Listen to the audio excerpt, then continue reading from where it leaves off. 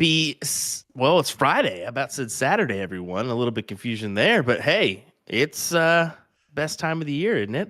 We got darts for you here. We got darts in the World Championships. Unfortunately, Stowe took a little dive, but we still got four more. So how about that? But today it's the PPD Nationals. William Stewart, Nick DeShera here. How about that? Nick, how's it going, buddy? It's the start of Dartmas, and I'm excited for it. It is Darts Abound. Like you said, World Championships going on. We got the PPD singles today, and this Nationals, like every other Nationals, has record participation. Over almost 1,600 players across the whole weekend that we're going to be seeing, and there's almost $190,000 giving out in the next 3 days here. So I say that's a phenomenal start to get things underway here. Yeah, 1,568 players to be exact. So some impressive numbers there. And for our singles action, I mean, we've got some widespread numbers for divisions. We got 37 divisions here today, and we're actually going to take a quick look right off the bat at division number 5, if I'm not mistaken, in our singles action for today, as that's what we got for you. And it's Peter Ganesh versus Michael Buckley, and I believe this is a Wisconsin-Illinois battle, if I'm not mistaken, an Excel and a Schmitz amusement battle here. So excited to get this one started here, and we've got a doozy of a match for you coming up, folks, that you do not want to miss out. So share this bad boy around. Yeah, we're going to be filled with some great darting action all day long here. It should be a good couple hours as a lot of these brackets on the winners side are getting towards those king seat matchups. Of course, you still have the losers and the super losers or the last chance bracket, depending on how you want to refer to that third bracket there. 37 divisions, by the way. Well, I mean, we're starting to get to insane numbers of levels here. When the spread gets so small when you spread it out so wide like that. Dude, I'm telling you, just to think of some couple spread margins here, you've got Division 27, which is a 2.413, 2.473. How about another one? Division 23, 2.632, 2.689. I mean, just some stupid numbers when it comes to identical averages here. And how about some pretty good numbers for first place, second place, third place, and such? $450 for first place here. Yeah, not a bad little payday. I mean, and on top of that, you're starting off your weekend right because it's all about tomorrow. Tomorrow, the big money, the added money, bonus pool play. That's what people every 3 months. That's where anybody can make their big check and change. As Michael Buckley goes up 2-0 to start off this race to 4. Yeah, well, that's a good start for him. As that 2-0 margin is pretty significant especially when you steal away the throw there in that leg. So Peter's going to start us off here in leg number 3. Let's see if he can get one on the board or not.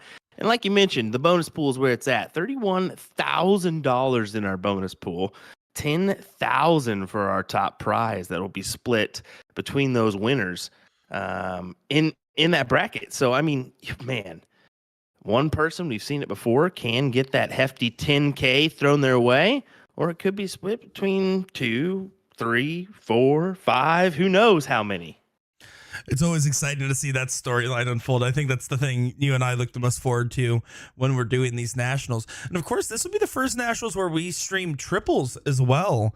In the past, we had not streamed the triples. We wanted to give it a shot after trying out some all-star triples that we streamed in the past now.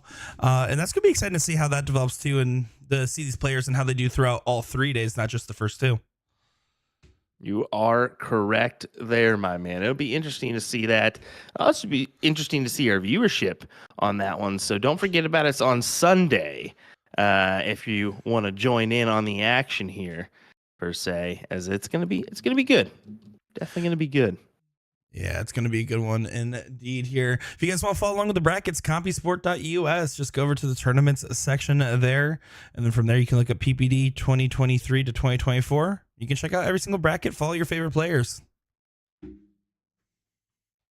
Mike goes up on the points right now, but we'll see what Peter does. Can he snatch it with one dart?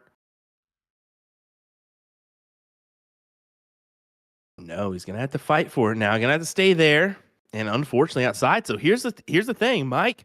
Potential opportunity for you, bud. Yeah, big opportunity. Mike's been capitalizing on them every step of the way as he has this 2-0 lead. And look at this. He's going to take full advantage there. Great stuff. Now, this is Got the division. house.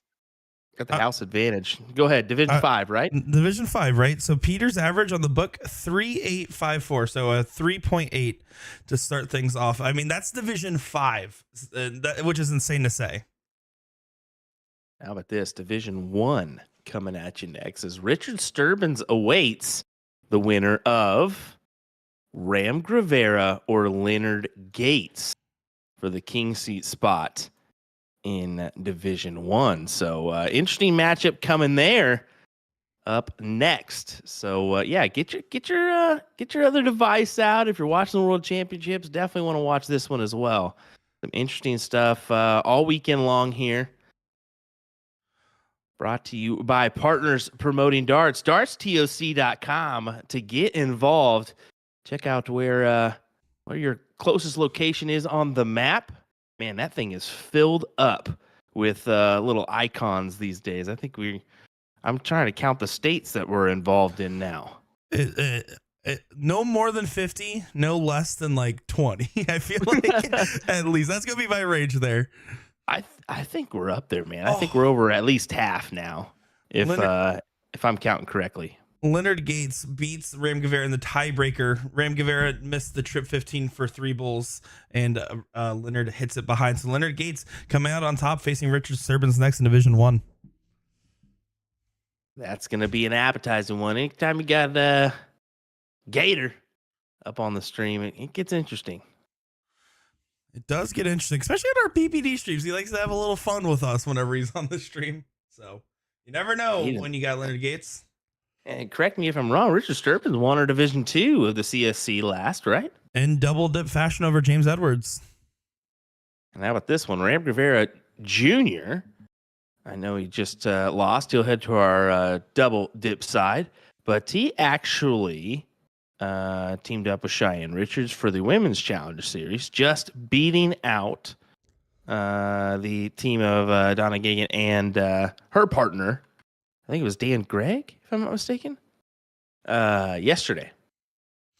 So a little Women's Challenger Series info there for you.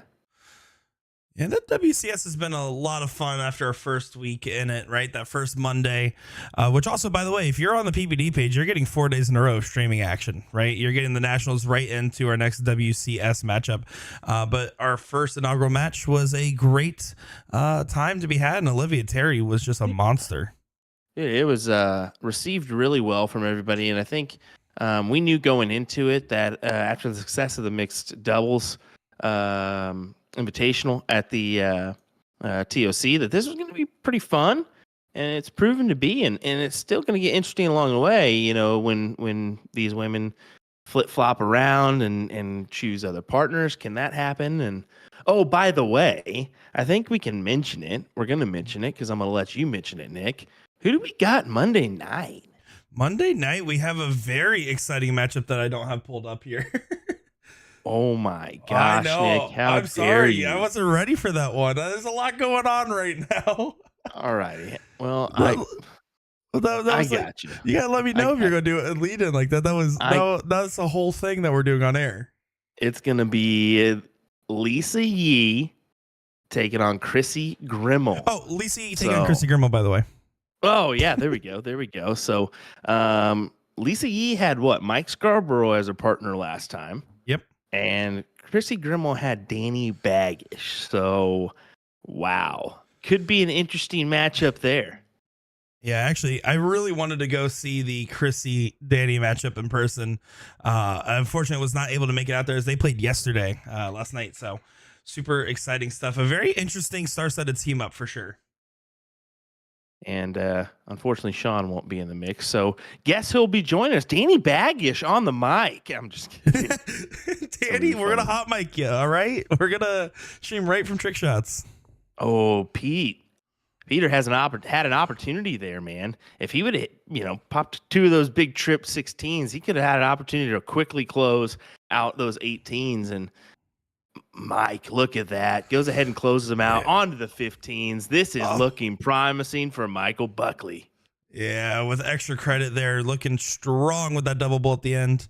So Mike Redmond points out in the chat here, Lisa Yee might be playing with Adam Savada. Man, I thought that was gonna happen. Where, especially in Lisa Yee's neck of the woods, she can pull out so many different great shots that maybe week to week, maybe that male partner's not available. So you never know. 3-0, Michael Buckley. Yeah, Adam Savada at the Arizona Bullshooter. I was out there, got a chance to meet him in person for the first time, and I will say single-handedly, he was the strongest informed player, and had a great run. Played with JC Martinez. They were team 3 eyes, because JC still doesn't have 2 fully working eyes yet. We're working on it. I saw that, man. Yeah, interesting stuff there. Anything can happen in that neck of the woods. Oh, dude, the Arizona dart scene is up there, and I would say the top 5 at the very worst, if not top 3 in U.S. states.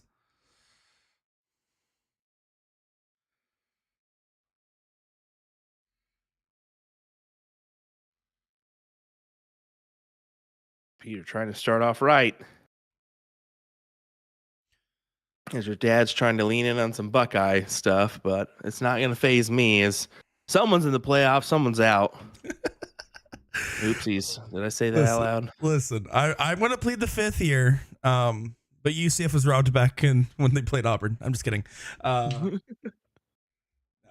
We're not getting into the whole. We won't do it. We won't do it. We can't do it. We'll eliminate half the audience. Big 9 mark from Peter Kanesh. Wow. That's a good way to kind of stomp your foot in the ground and say, I don't know, man. I'm going to hang here. Be around for a little bit. It's definitely interesting to see with like Peter. He had a slow start, but he wasn't far out of the running by any means in any of the leagues that we saw. But this like right now, he's looking like he's finally catching back into form. Yeah, looks like it. Good 7 mark here as he just kind of continues on. And you can see, unfortunately, there's no averages there, but he's definitely throwing really well in this leg. Probably a 6+. Definitely a 6+. Unfortunately, we will not get privy to any averages at the bottom of the board for today, just because of how this tournament is set up. Exactly. But worth a mention there before everybody freaks out on us. Normally, the correct thing to do if you guys are freaking out about something, just start tagging Will Stewart in the comments, DMs, whatever. Don't you dare. I hate you. Don't you do that. Can we all together give a quick boo to Sean Green? Because he's at the Alley Pally right now. Yeah.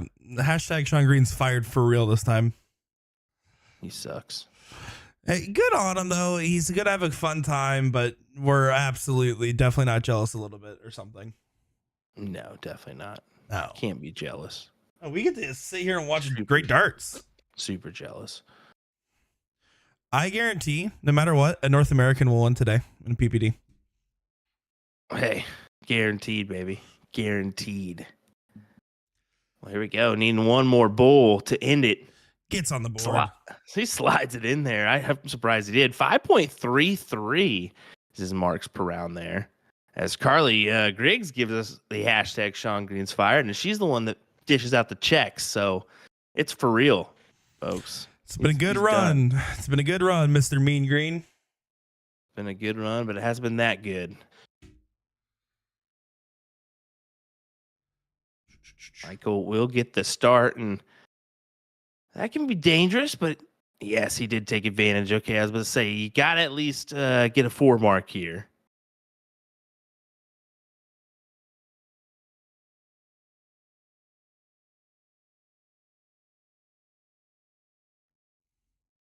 Oh, you can see the frustration. That was purely negative body language there.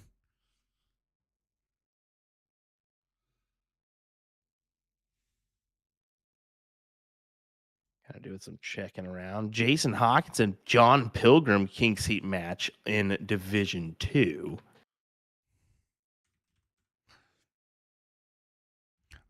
Sounds pretty good. Unfortunately, I don't think Leonard Gates is actually playing at a streaming location today for the Division One, and Rich Sturbins is not at one either, as he is Wow, far way to up. lie to me. Way to lie to I'm me. sorry. Well, listen. It was a tiebreaker. Ram was ahead. It was a tough call there, but I believe we can get the John Pilgrim Jason Hawkinson match coming up Okay. Well, we next. also got Rick Sherbang and Marcus Polk. And that's Troy Vending taking on Star City Amusements in Division number 3. So maybe take a peek at that one as well, possibly. Just a couple matches for you to help you out, Nick. It's definitely tough. I've been in Nick's position one time, and it's a little bit difficult to kind of keep your eyes when you've got, now almost, how many streaming locations do we have? Almost probably 20 plus. We're at 20 plus now. Granted, we don't use all of them. A, for some of them just don't have a lot of nationals participation. Yeah. And B, they always need a little bit of maintenance here and there. But I mean, today, this is the first time ever where, because I'll choose like usually about 10 locations to 15 locations to watch. Today was the first time ever where when I was choosing locations, I had well over 100 players to choose from. Like 100 players that playing at streaming locations. It was insane. Options are very plentiful. Once again, a testament to the PPD for getting out these camera systems for us all to enjoy the action.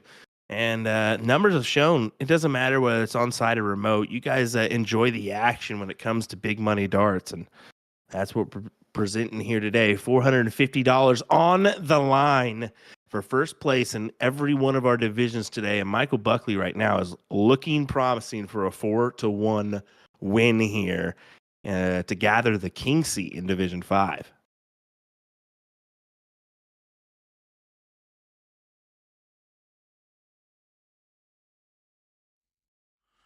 Yeah, he's looking real strong in this one. Very heavily favored. You know who's looking strong? You. Nick DeShera, everybody. I tell you what, man. Tell me what. No, I tell you what. Looking strong, traveling the country, doing your thing.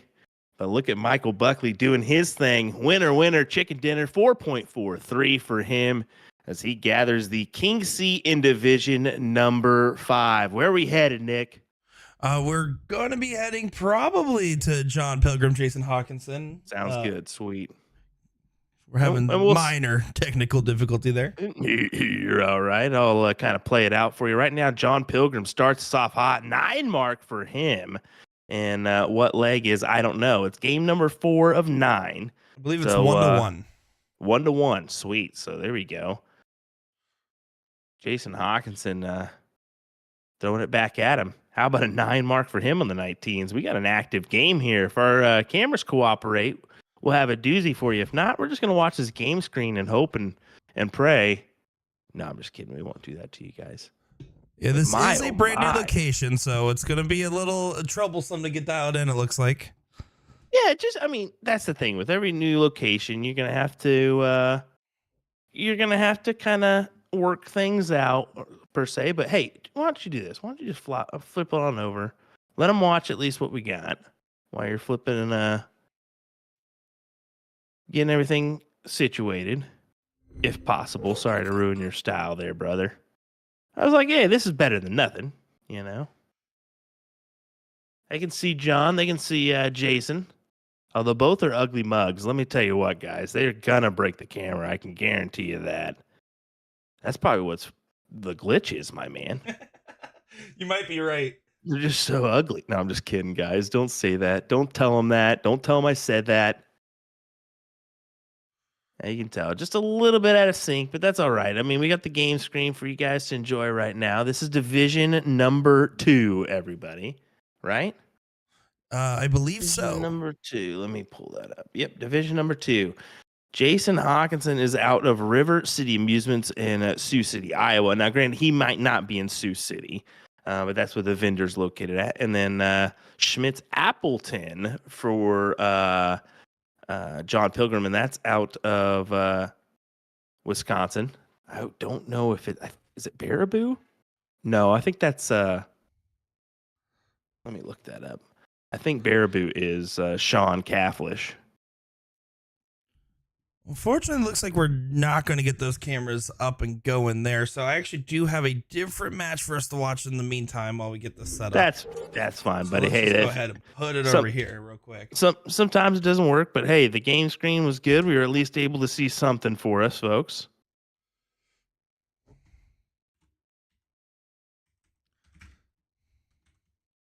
So we're just going to put it on over here. We're actually in all seasons right now in Tacoma, Washington. All Seasons, a lovely bar up there in Tacoma. Luxembourg, Wisconsin for John. I had to look it up. Sorry. So this is Elena Huseman and Holly Witterholt. Okay, Holly Witterholt. What division is this, buddy? Did you say? This is going to be Division 35. So, Oh yeah, I love it. We're gonna get a little action from some of our lower divisions, which is great to feature some of these lovely folks. We got Samantha Haynes and Don Cooley in the other half of this bracket, and that is one spot before the queen seat. So Yelena is the individual we're seeing right now in Washington. And then Holly is out of Appleton, Wisconsin as well. Schmidt's Appleton for her. So I guarantee it's an active day in Wisconsin right now. well, when there's darts involved, the Wisconsinites are usually up and doing something. Starting to get a little bit cold. Take the day off. Enjoy the action. What do you say? It sounds pretty good to me.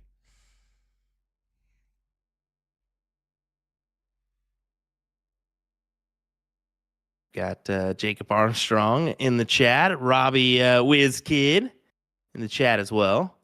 Oh, and Steve Diker saying, "Hey guys, what's up, Scuba Steve?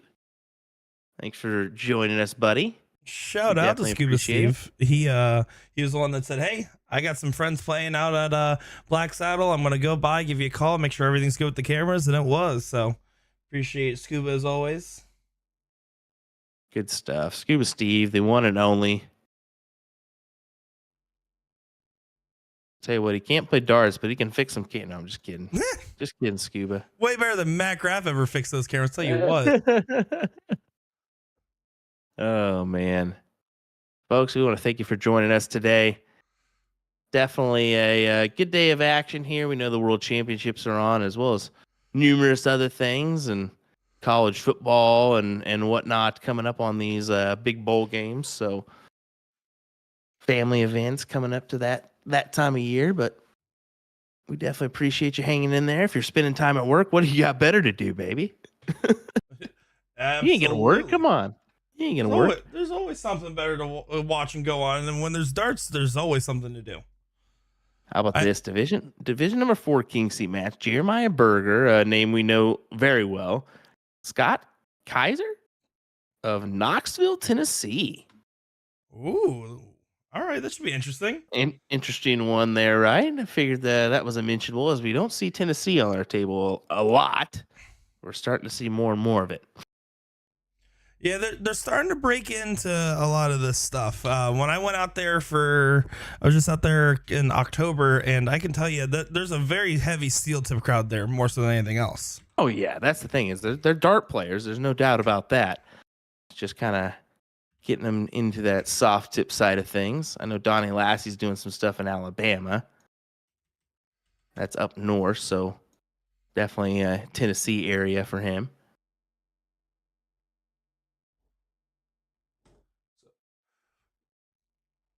I am watching in the background here. We do got another King Seat match going on in the background here that we'll be kind of giving updates on. We got Division 13 King Seat match underway. Matt Kern versus Ricky Newsom going on. I was about to say another one. Harvey Crudup versus Jason Ammerman for the King Seat of Division 7. That's a Washington, Missouri, Washington, Iowa matchup. My mistake there. I see a lot of Jason in Missouri, Kansas City area, just because that's kind of a central location for all those events. Yeah, Harvey does play also out of all seasons. Got a chance to meet him. Normally plays with Christian Bozard in a lot of these doubles events. And when I flipped the camera on over to them last time and it didn't go so well, they had a heartbreaking loss. And Harvey came to me at TSC. He's like, "So I heard you're the reason we lost. You turned on the cameras?" So he had a laugh about it. That's good. Steve Drew, already a king seat holder in division number 8 of Wisconsin. So he'll automatically have 450 or our second place prize of $300 in his pocket. Not too bad to start off the weekend. And that's what this is about, right? It's about starting off your weekend properly. It's about making sure you're feeling really good, really comfortable. And you don't have to go anywhere, man. You just go down to the bar down the street. You know, you know where that is. You know the prices. You know what to bring. You know how many coins you're going to put in the machine, and go for there. You know, take your money and run. No expenses. No hotel fees. Well, I mean, a little bit of gas money, maybe a lot of bit of gas money, depending on where you're located, but definitely not as much as going to the tournament 6 hours away, right? Yeah, well, it's also what's interesting is if you really wanted to, for I don't know why you would, but you could play at a different bar each day of the nationals if you really wanted to. Yeah, Nothing's stopping you. Could show some love, right? Yeah, absolutely. And then Robbie gives us the typical young 20 response, similar to Nick. I spend more at the local bar, though. Yeah, listen, you maybe need to spend more on working on those thirst trap selfies, Robbie. All right, let's be honest. Let's be Robbie's honest. good at those. Robbie's good at those, isn't he? I like the one where he tagged Johnny Lackey. He's like, "This is how it's done," by the way, or whatever it was. Jeez Louise. Oh, that's scary stuff. Scary. That's the right word, probably. Well, Holly, look at her go here. Single 16, trip 16, 240 to 209 as she looks to gather the 2-0 advantage. Yeah, she is right now a heavy favorite to take this 2 straight, as you said there. And what is pretty dominant fashion. And you'll notice that a lot when you go to the brackets is that even though everyone's in a very small average ranges, unless you're Division 1 or 37, where the ranges are a little bit bigger. But when you're in these middle divisions and everything's super close, it really is who has the hot hand right now. Sometimes these matches would get really gritty, and sometimes you just see one person catch a hot streak at the right time.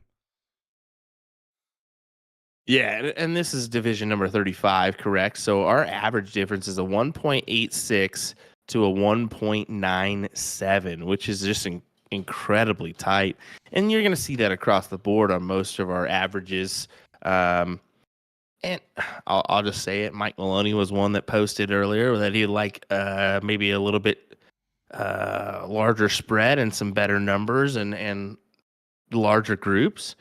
I mean, you could say that. But at the same time, PPD's been doing it this way for a while now, and it's worked out. So you never know what could happen in the near future. I mean, we always said the CSC is good enough. The CSC is good enough, and now look at where we're at. We're seeing the Women's Challenger Series, and who knows what could happen after that, folks. I'm telling you that right now.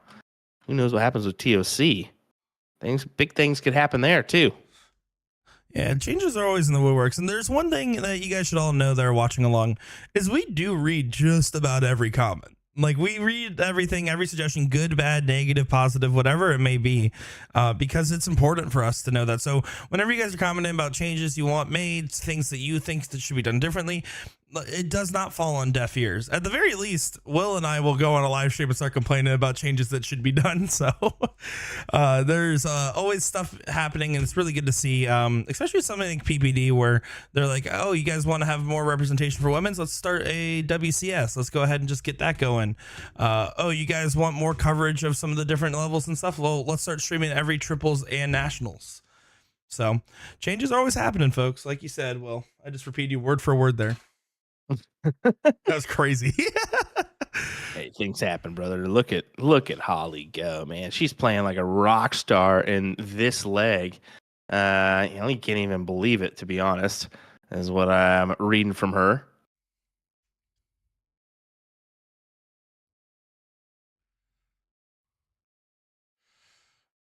Holly, Needing the 1 mark on the bull to take the 2-0 advantage here in this one. Gets it. Yes, she will. And that is the match, if I'm not mistaken, correct? That is correct. So Ollie will move on here. Now, here we go. Ricky Newsom taking on Matt Kern in division number 9. I believe so. I've got it. Or did you say 13? I believe 13. Check that one more time. Yes, division 13. Division 13. All right. Sorry for that one. I'm looking at so many dang divisions this time. Yeah, so good stuff. Matt Kern of Troy Vending. And you can see it there. That's our bull shooter's view.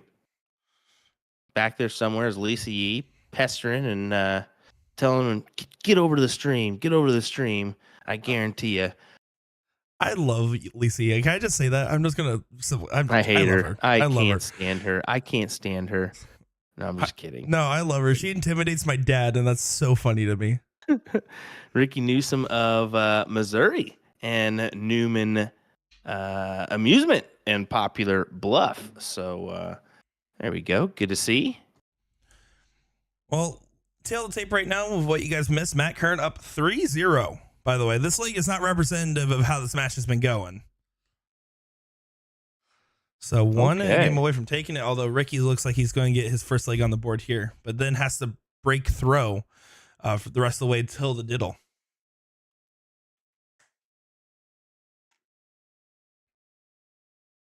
Matt knows he's against the wall on this leg, but he knows he's coming back. So no harm, no foul, even if you don't get this one on the board.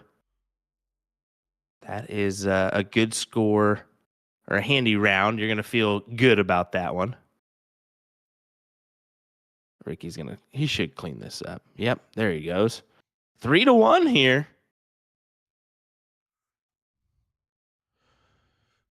Julia Scott saying, Nick and Will, how y'all doing? How do I get involved in this tournament?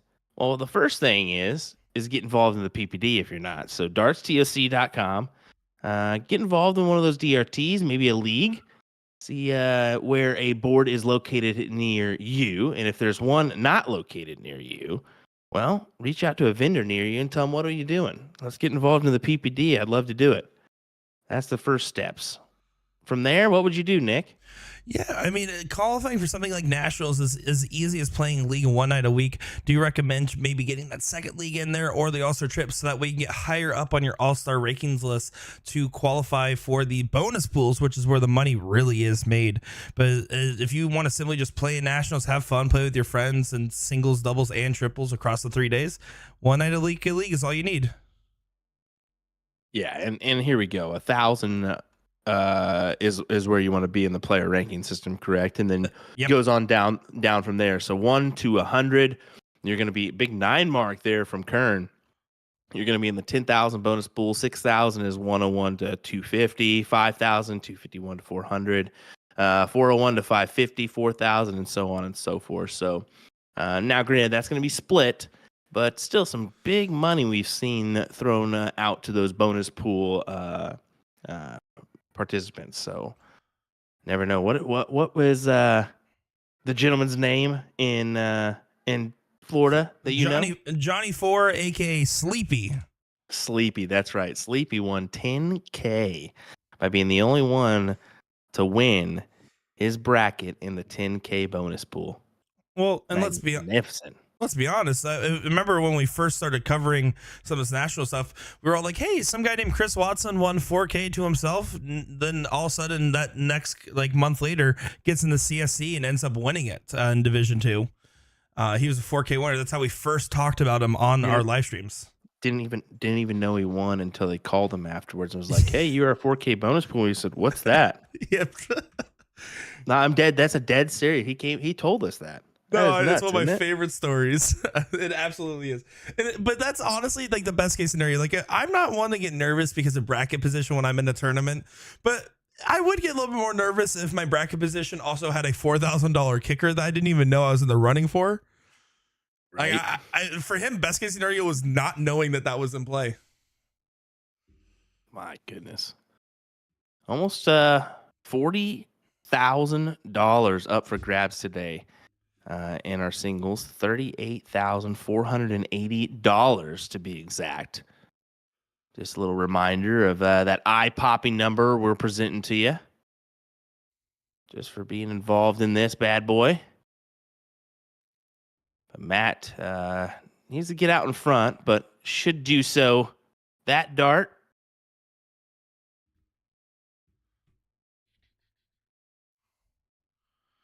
He's looking well ahead. All right. Steve on YouTube, he said, you talk about having the super loser bracket. Is that triple elimination format because becoming more popular? PPD is probably one of the only ones that do that. We don't see that very much so, but Jim Turrentine created it a long time ago, and we've kind of kept with it. It's been a great format because it gives you that other opportunity. And we did speak with Jim about it, and he just said there's nothing better than kind of looking at it back at the end of the day and saying who came back from that one. They were one loss. They only needed that one loss, and who came back and triple dipped and won it all. That's kind of the thing. He also says, also when you say talk to your vendor, it's okay for people to call the operator and have that conversation. It's better than putting them on blast on social media. Exactly, 100%. Have that conversation. There's no need to put unnecessary, unwanted air out there per se. Have that conversation and be upfront with them and say what you want to do and voice your opinion on the matter. See what you can do to help out. Yeah, absolutely. A little bit of transparency and honesty goes a long way when talking with your vendors and operators and just saying, hey, this is what I want. This is what I want to do. Because I know for a fact it is a lot of fun. This is probably one of the more preferred tournaments for the players. Looks like that one does end our match that we were just watching on the stream. Matt Kern taking it. Yeah, he did take it, and that's going to be king seat for him in division number 13. Good stuff. As Matt Kern of Arizona will lock in a guaranteed $300 at least. And we're now getting another king seat match, if I'm not mistaken here. Oh, let me guess. Jeremiah Berger Scott. How'd you know?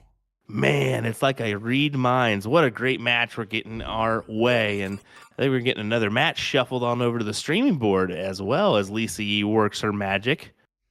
God, I love Lisa Yee. What an awfully dark place that Scott's playing in. The dungeon is what it seems like, but that's okay.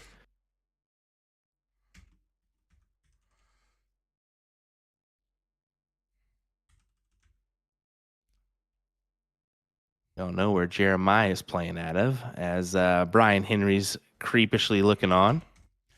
Is that Brian? I don't think it's Brian. It's not even Brian. Oh, my goodness. Is that Mark Citrone? Is that who that is? It looked like Brian just standing there for a second, but I guess not. Whoopsies. Yeah, this is going to be the Division 4 King Seat match, as Scott did take that first leg advantage there.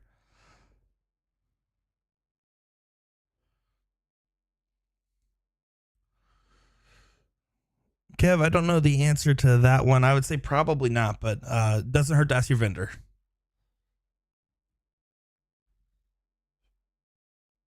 That's a question above our pay grade, my guy. I don't know about that one. Is. I don't know about that one. 100%.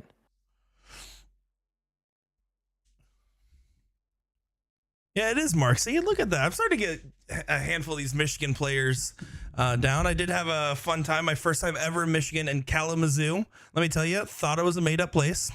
Did not think there was real. I thought I was getting pranked when they said there was a dart tournament in Kalamazoo. Same could be the same about Kissimmee. Listen, at least Disney's there, right? Like, at least we can say Disney's in Kissimmee. It's the same city. Oh, my goodness. No, they just say it's Orlando, buddy. Everybody says it's Orlando. They don't say it's Kissimmee. Yeah, in the chat. Fair. In the chat, when people say, I'm going to Disney, was it Disneyland or Disney World? Disney World. If I'm going to Disney World, where do you say? It's not Kissimmee, it's Orlando, right? If you say Kissimmee, I swear I might have to block I'm you just from those saying posts. it's technically Kissimmee if we're looking at the actual like geological or geographical lines here. Just Oh saying. my word. Just saying. Nick to share, everybody. Hey, listen, next time you come to Florida, we're going to Disney and we're going to have a great time. And I'm going to make you pull up your map and I'm going to have you look up what city we're in when we're going on Thunder Mountain together. You better push me around in a cart if we're going to Disney, buddy. Okay. Is that the deal breaker? I got it. Full little kid mode. Scott, unfortunately, not able to put himself in a good position here. So Jeremiah trying to make this 1-1 right at the 18s. Yes, sir. And it's a double 18 at that.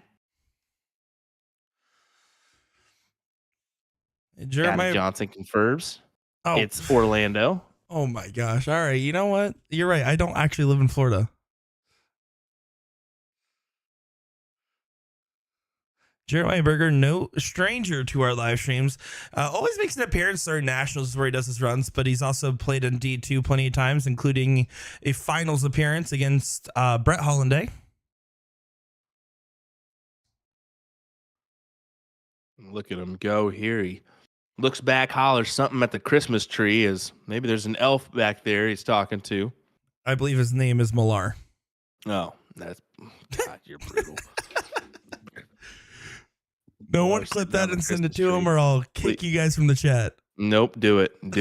Clip it. Clip it real good. And outside with that first start. Possibility to end it still, though. Nope, single. So we'll come back to the board. Yeah, but pretty much set to make this one apiece here. We need perfection from Sky. He needed 6 bulls to get a 2-point lead. Let me just do some checking here. I wanted to make sure. Wow, surprising. Everyone, Santa Claus, Kenny Doyle, is actually still in the mix. I figured he would have to jet and get out of here pretty quick, but he's still carrying on, folks. He's letting the elves do the work. He's got John Huseman in his next match. That's an 8th place match on the one chance side. So, a little update on the Santa Claus, Kenny Doyle. Sunshine State Santa. Yeah. Yeah, we really didn't set ourselves up for success with that nickname, huh? Didn't. And how about this? Bob Anderson goes from one match out of the king seat to now the last chance side where he's playing Don Stewart for 7th place. I mean, it just is a testament to the talent of the bracket. And also, I mean, when you go from that winners to the losers, having that format change to Cricket 01 and then to go to a one chance game, I mean, it's a lot of culture shock when you're going between these brackets. Ram Gava, Mike Scarborough on the one chance side. Or not one chance side, sorry, the one loss. Yes, one loss side. My mistake on that one. So yeah, Division 1 shaping up to be entertaining. Granted, I don't know how much we'll be actually seeing of that, but always some big names worth mentioning. Yeah, no matter what, we'll be able to get probably a handful of finals today. I mean, at least Matt Kern's bracket, right? That's one that we're guaranteed to get, along with a couple others. And I mean, I'm watching along about 80 players in the background. So if I ever get quiet and talk to a normal amount rather than my amount that is way too much, it's because I'm in the background looking at all these players. Well, a little update here from Division 2. We did take a peek at this match, Jason Hackinson versus John Pilgrim. Jason Hackinson actually came out on top in that match, so he is your king seat holder in Division 2, guaranteed at least $300. Reminder, I do take $1 off the top, folks, so it's actually $2.99. He's got to pay for the Whataburger, his favorite. God, you suck. I did see the stupidest Christmas decoration yesterday in someone's yard as we went kind of looking at Christmas lights. Someone had a Santa sitting on a Whataburger cup as a blow-up yard decoration. I've never wanted to go kick something down in my entire life. I don't blame you. The Whataburger was way too overhyped. I literally rolled down my window and said, "It's a glorified Sonic. It's not even that good." No, it's no In and Out. I've had In and Out 3 times this year, which I feel fortunate in 3 different states, mind you. Never once in the same state, and that's way better. Was out the water. Kev's coming in here. Whataburger's amazing as he thinks Kraft mac and cheese is the best thing or the best mac and cheese ever. Get out of here, Kev. It joke's on you. It's great value. Mac and cheese is the best. Oh my! As this is a pretty neck and neck game. I mean, Burger's falling a little bit behind now, but is within a 9 mark to catch back up.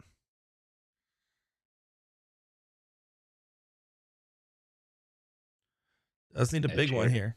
Yeah, Jeremiah needs to collect. Needs to find a number. And it's those 18s that he loves so much. Big 7 mark for him. As Kev says, In and Out is garbage compared to Whataburger. Brother, get your mouth around some Freddy's. Some Freddy's. Freddy's pretty good. It's very neutral for me. It's all right.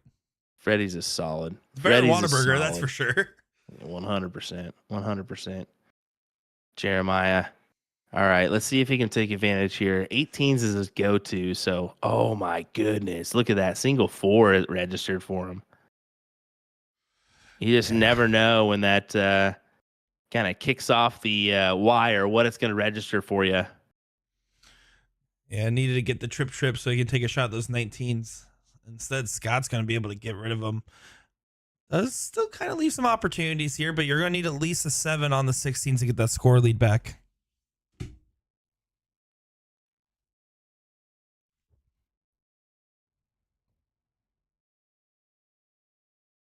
Sometimes these 16s or 15s can be make or break for you on the day. And right now, unfortunately, not a great opportunity for Jeremiah.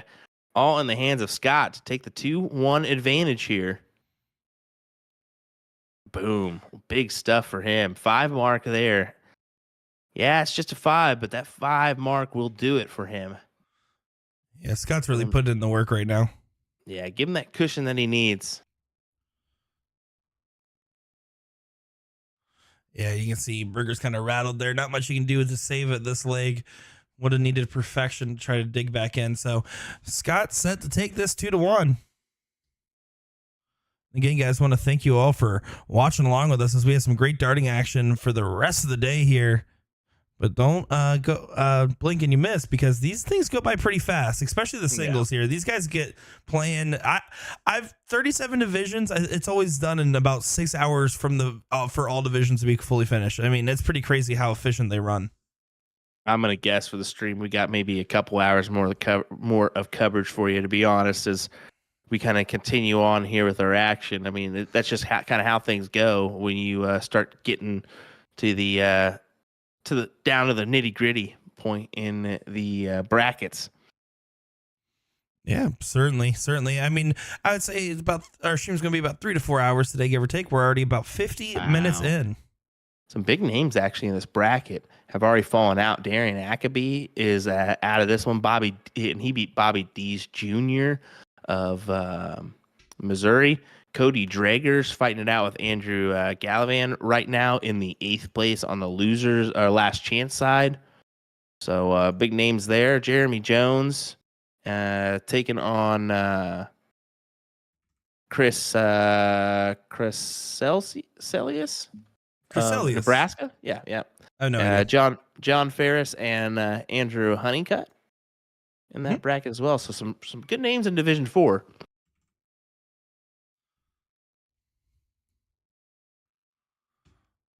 Look at this. Right now, these guys are definitely playing at a different speed. Before last game, pretty gritty.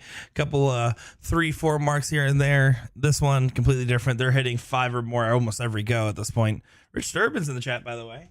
How's it going, Love sir? that. What's going on, sir? How are you? How about this? Your bracket for this one, 3.985 to 4.15. So really tight there as well. I mean, like I said, all our brackets are pretty tight, but that one's where it really starts to get tighter. I mean, your first 3 are a little bit spread out, more spread out than everything else, and then Division 4 on down really gets tight.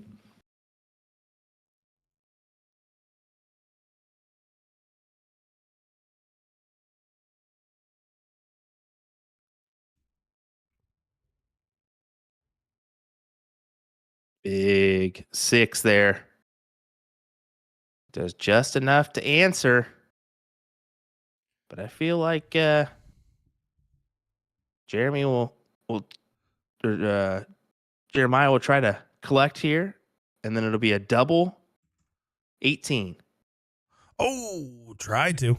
Yep. Inside wire, though. That's smart strategy. Go inside wire if you're going to go double.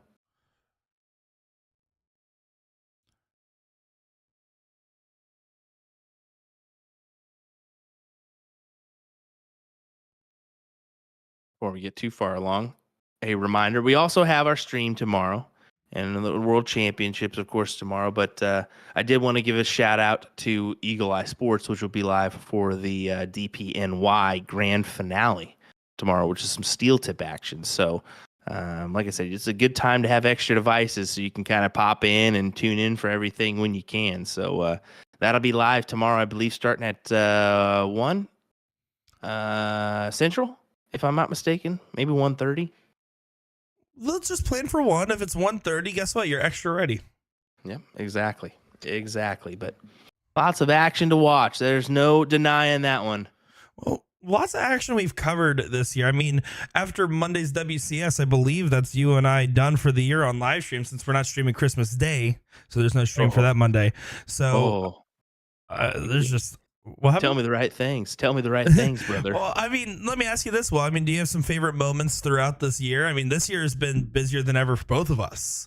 Well, look at this big 9 mark. That may be a favorite moment. No, I'm just kidding. It can't be. Right there. That was it. Big 9 mark there for Scott. He almost took away the advantage here. This could be. You know what? I'm gonna wait to answer your question until after this. So remind me. But this is gonna be a big moment. Oh my God. Oh, just barely. That was a massive moment in this match. Let's see how Scott reacts. He closes the door right immediately. Oh, wow. What a shot there. This is what a just magnificent last 3 rounds this has been. And it's still getting interesting, folks, here is Jeremiah trying his hand. Will he close? No, he stays with the Bulls. I do like that shot just because it does require a 2 mark to get up, not just a 1 mark. Yep.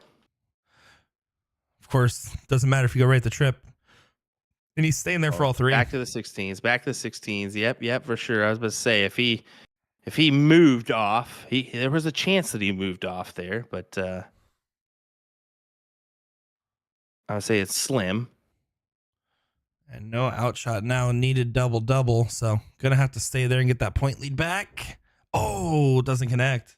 Some massive rounds from Scott to take the advantage here, and he knows he just needs 3 bowls to take the 3-1 lead and a steal of a 3-1 lead. Let's be honest. Wow. Yeah, wow, dude. That's impressive perseverance there. Definitely so. Big stuff. All right, back to your question. As you mentioned, is we got a 3-1 lead. For me, I've got some big moments this year for sure. For me, with and without the TOCs or without PPD. So want to mention that. Working with you guys and Danny Baggish in the mix was pretty fun at TOC. I must say that. But of course, I got to mention the media experiences I had with the U.S. Masters as well as the match play this year. Going to England or the UK was really a lifetime experience. So that's got to be up there at the top of the list. But also, I think we hit 15 streamed events this year. So when you think about that, just putting out some impressive numbers and darts for people to watch, that's got to be up there as well. So those like a year highlight, but that's got to be up there. Just going to 15 events in general is pretty impressive. No, it's certainly impressive. I mean, what about you?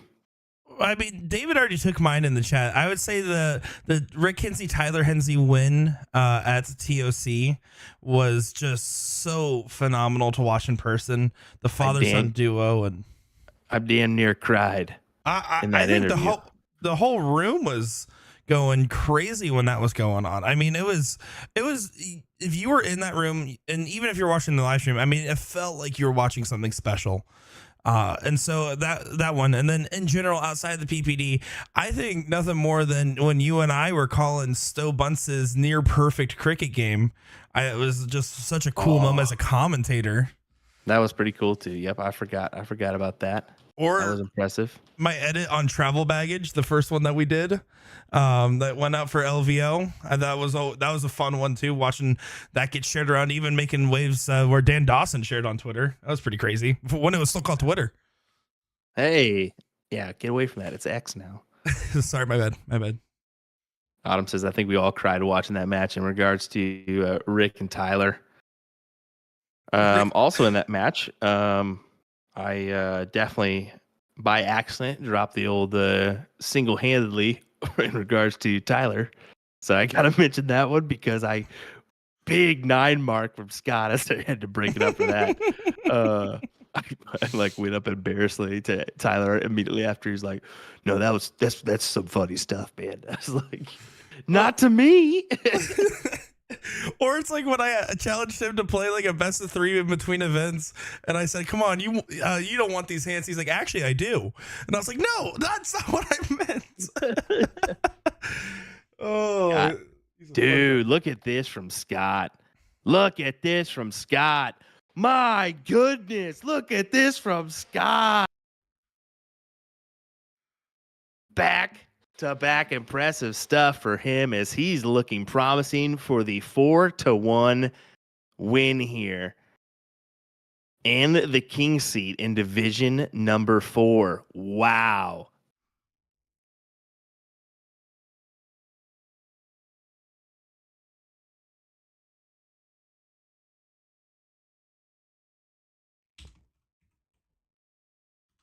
Appetizing stuff if you're Scott, needing the Bulls now.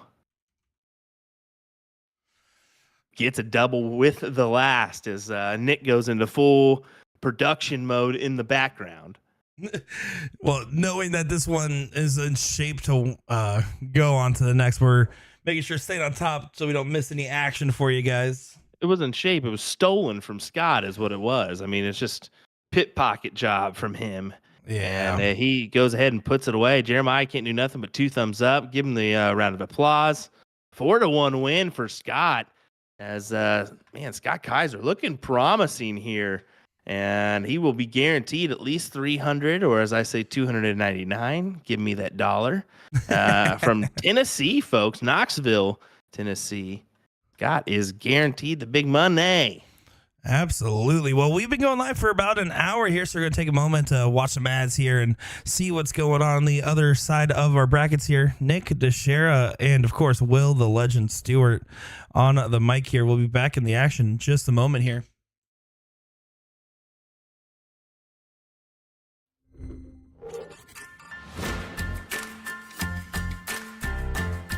Okay.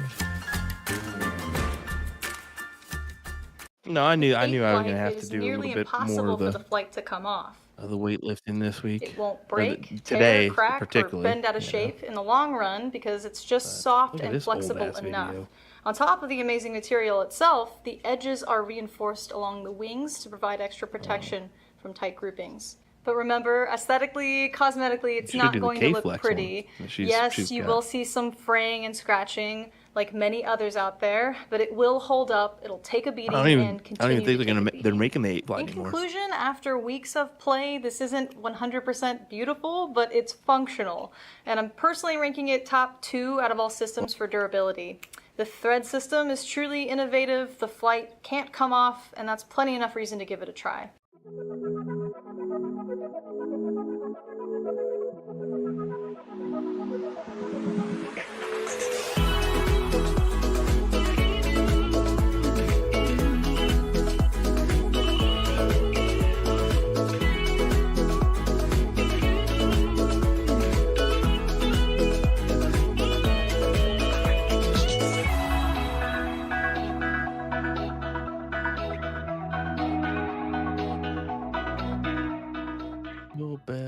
Jingle bells, jingle all the way.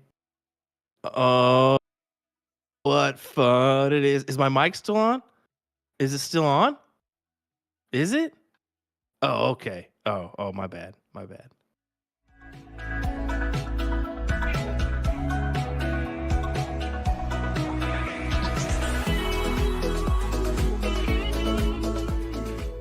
So you want to get into darts, but you're not sure how. We can definitely help with that. We're A to Z darts.com, and we've been a darts specialty store for over 30 years. We have the greatest variety of darts in the country.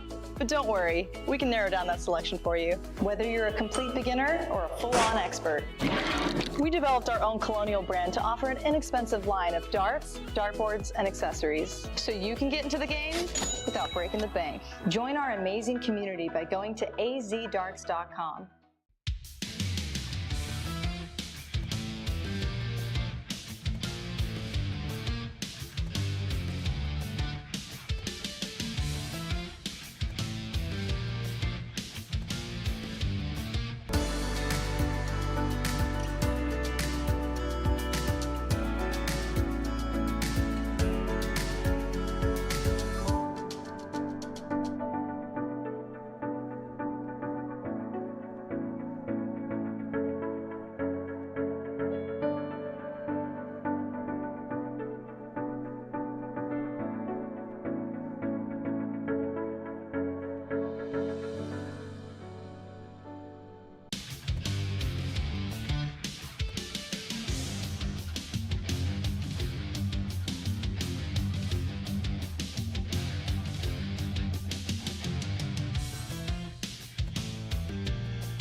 Introducing the classic standard Blade 6, the dual core version, same as the lineup from the Blade 5. However, Winmore's come out with an entirely new model called the triple core. So the triple core is essentially the dual core dartboard with an added third layer of carbon fiber sisal in the back, creating literally the ultimate setup for durability. So not only are you paying for an even better longevity of the dartboard, but also enhanced graphics and functionality. All three dartboards have a hardened double bullseye and 25 segment to help with durability. So listen up, Americans, we need this because of our obsession with cricket. The most common problems we have with sisal dartboards is the bullseye segment wearing out or some issue with a wire. So let's just say we're not known for wearing out our doubles. All three.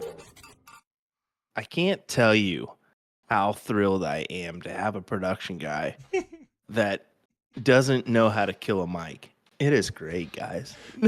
listen, hold on. You were just complimenting me right before this. No, it's all good. No, I kind of knew. I was like, man, maybe I should just hit my double check. He's got a lot of stuff going on. No. At least we didn't go too out of control. Just old ass video, which is okay. I mean, every once in a while you're gonna drop one. At least it's that. Yeah. Listen, compared to what you normally say off the mic, that was way better. Ooh, buddy, let me tell you what. Tell me what. Yeah, but hey, just fun fact: if you didn't hear, I don't even think they make the 8-fight system anymore. So get rid of that one, bud. Hey! Listen, I'm gonna get rid of the ad starting tomorrow's stream. Okay, so it's already in rotation. Alrighty, so check out that new K-Flex system. There's a good review on that by Jen. She did so good with that. Dude, she's killing it with those short videos. Let me tell you what, man. She's just it's been great. It's been great. We're really seeing the numbers and the attention drawn on, and exactly what people want to watch, whether it's tips or checkouts or whatever it may be. So yeah, excited to see what happens with both A to Z darts as well as USA darts, PPD here for 2024. Some big stuff coming your way. I think we're gonna really try to up the production once again for TOC this year. We're going to try to do some more stuff throughout the year, including more streams. We already added the triples. We already added the Women's Challenger Series. So who knows? We may add something else down the road. And let me tell you, if you're curious where to start with watching Jen Mounts' videos, personal favorite, go watch her try on playing darts with a tank top. Great video. Yeah, good stuff. She's having some fun with it. She's super funny. So in the background here, starting to see these brackets start to whittle down, starting to get some of these locations. Unfortunately, some of them that we didn't get a chance to cover yet get eliminated, as Brandon Neal for playing out of Stolies did get in 6. So it's just, I was hoping to get 2 next. But this is Division 13 that you guys are watching right now. Division number 13. Love it. Ricky Newsom did take the king seat match, but this is your third place match with Patrick and Matt. Patrick out of La Crosse, Wisconsin for Stansfield Vending. Granted, he may be around La Crosse. He may not be exactly in La Crosse. So reminder of that one. And then you can kind of see it from the setup, as it's a good streaming setup. This is Troy Vending, Phoenix, Arizona at Bull Shooters. Big bar there in Arizona. That's an understatement. It's a huge bar. It's massive. Right. Massive bar. Sorry. I feel a little better now.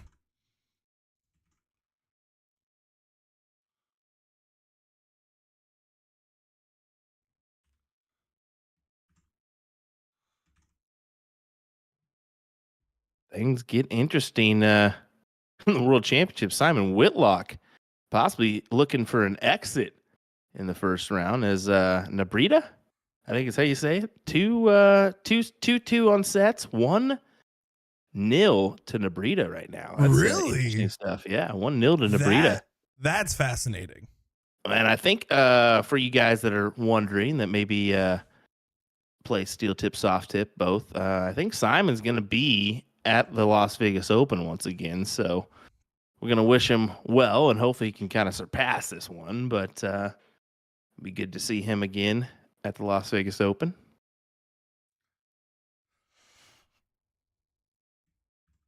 The Wizard, he is definitely the Wizard, man.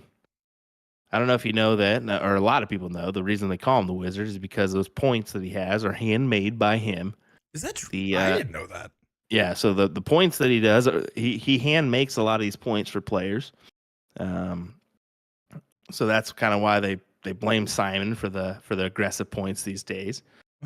He is also very keen on modifying his flights, and he may have a set right now. No, he doesn't. So he's been known to kind of cut the flights every once in a while in certain spots to make him fly the way he wants him to fly. You know what? You got to respect a player that knows what they like to do with their setup. That's the thing. He doesn't. He just tinkers with different stuff and see how it goes. And I mean, look at Snakebite. He's the same thing, but he does it all the time, where Simon Smalley adjusts over the time, you know. Well, look at this. Matt looking for the 1-0. May not be the best of legs, but it is a 1-0 advantage. Now we are middle bracket, so we're going to be seeing some 0-1 here. Ooh, a little bit of 0-1, a little bit of difference there. Could be a potentially big difference depending on how these players are feeling today. Definitely so. There's a certain like superstition, especially I feel like in darts, where it's if I'm playing cricket, the bowls are harder to hit, and if I'm playing 0-1, the triples are harder to hit. And it's one of those funny things where sometimes players really do struggle in these mixed game formats. Personally, I struggle in every format, so it doesn't matter.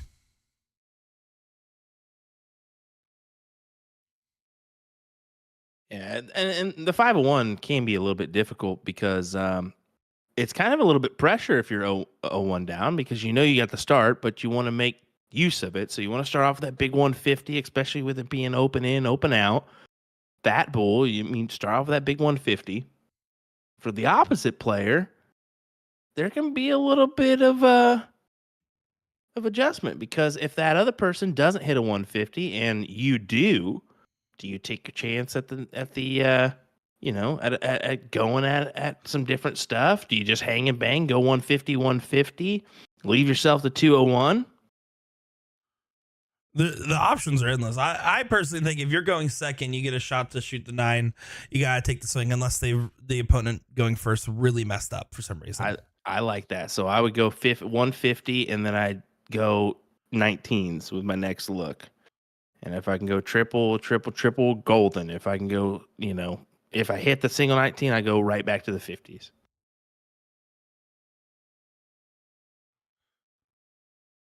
I mean, you are, man, I don't know the percentage per se, but you're really on the outside looking in when you're starting second in that 501 game most of the time. In the higher levels, this game typically means that it's going all three legs.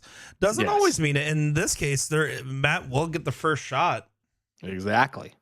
And that's what I say. I don't know the percentage, but I would say it's probably 65%. Oh, we're on. Maybe 70. Oh, We're yes, on. baby. Double He 11. gets it. Matt Kern with a big win, 2-0. Wow. Wow, indeed. And I want to be honest, folks. I don't even think out of all the streaming boards, I'm watching 10 different bars right now. I don't have another match quite ready for us here. That is so crazy. He just, man, great stuff for Matt Kern. And really, I don't know a lot about Matt, but maybe a player to watch out for us. He kind of, he's playing well, man. Here, this is getting interesting. So, folks, it's the Partners Promoting Darts PPD Nationals here. Interesting stuff, folks. Don't go anywhere. We'll be right back with some more action here in just a second. What do you say, Nick? I'm going to mute the mics real good this time, sir. Don't you dare. I swear to gosh. I'm going to go ahead and mute my mic just to make sure. Double check, triple check. Folks, we'll be right back with some more action. Don't go anywhere. Nick Teixeira, William Stewart, PPD Nationals. We'll be right back.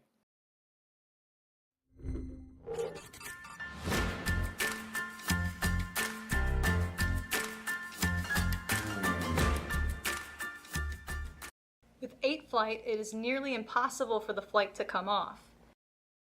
It won't break, tear, crack, or bend out of shape in the long run because it's just soft and flexible enough. On top of the amazing material itself, the edges are reinforced along the wings to provide extra protection from tight groupings. But remember, aesthetically, cosmetically, it's not going to look pretty. Yes, you will see some fraying and scratching, like many others out there, but it will hold up, it'll take a beating, and continue to take a beating. In conclusion, after weeks of play, this isn't 100% beautiful, but it's functional, and I'm personally ranking it top 2 out of all systems for durability. The thread system is truly innovative, the flight can't come off, and that's plenty enough reason to give it a try.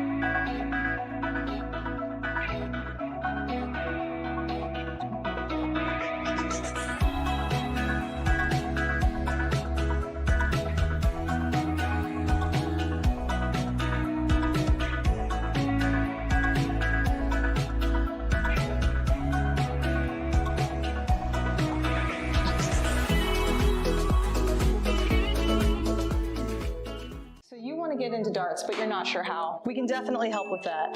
We're AtoZDarts.com, and we've been a darts specialty store for over 30 years. We have the greatest variety of darts in the country. But don't worry, we can narrow down that selection for you, whether you're a complete beginner or a full-on expert. We developed our own Colonial brand to offer an inexpensive line of darts, dartboards, and accessories, so you can get into the game without breaking the bank. Join our amazing community by going to AZDarts.com.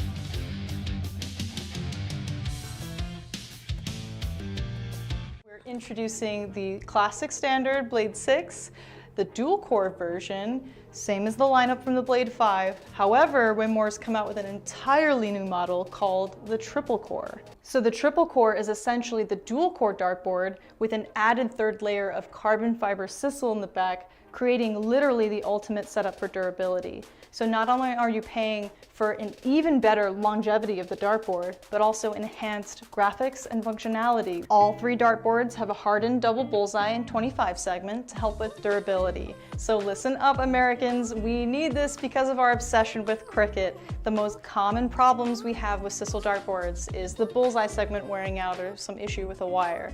So let's just say we're not known for wearing out our doubles. All three dartboards come fitted with the 3 Rotolock wheels to help stabilize the board to any wall surface. But the adjustable wheels make your life so much easier because they allow you to rotate your board super quick and easy. You just loosen them, rotate, then tighten them again, then of course fix your numbering. So in preparation for a recent event, I put this board to the test with 4 to 6 hours of practice per week for a month straight. This gave me an opportunity to see how this board holds up, as well as give you all that honest opinion you've been waiting for. After just a few throws, I was able to tell that this board was a touch softer than popular brands I've used in the past. Admittedly, this had me a little scared, thinking this would lead to a fairly quick wear down. Instead, after a week, I was still at the point where I felt the board did not need to be rotated. Overall, after a month and around 20 hours of play, I was thoroughly surprised by how well this board held up. Yes, there was some aesthetic wear and tear, but I do feel there was a decrease in the amount of bounce that I had, which I directly contributed to the board's softness. For me, this is a winner for both new and experienced players who like to put their hours in. Alrighty folks, don't forget we're your partner in darts. If you have any questions, comments, or concerns, don't hesitate to reach out. Thanks for watching. How to use a Corona light on a soft tip electronic dartboard using a Target Corona conversion kit. This kit comes with 4 identical pieces here. Very, very simple. The very bottom has 4 prongs that actually insert into the outer ring of the board. The other backside has a magnetic piece there that goes and connects against the magnetic feet of the Corona light. So full disclosure for this kit, it's not compatible with all electronic dartboards out there. We've tested everyone in the store. It does not work with the Target Nexus or other boards similar to that shell, and it doesn't work with the Grand Practice 13-inch board. However, it's compatible with the Grand versions 1, 2, 3, 3S and the Grand Dash, as well as the Darts Live 100S and 200S. And that is it. You guys ready? Turn this bad boy on. Voila, that is it. Very, very easy to do, super affordable with the Target Corona conversion kit.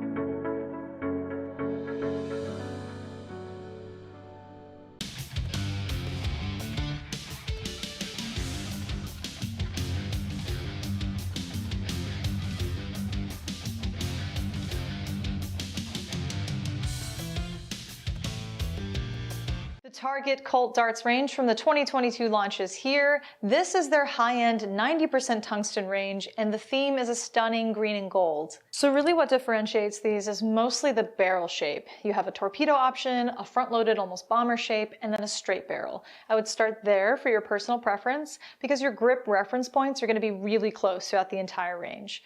All right, let's throw all of the steel tip variants onto the Target Aspar board. And as you can see, we've got the brand new mod home dartboard system all set up, ready to go.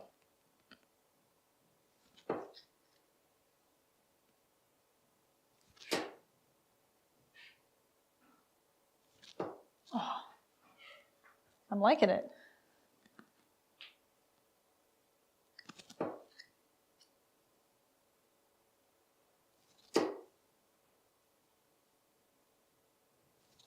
I'm really liking it.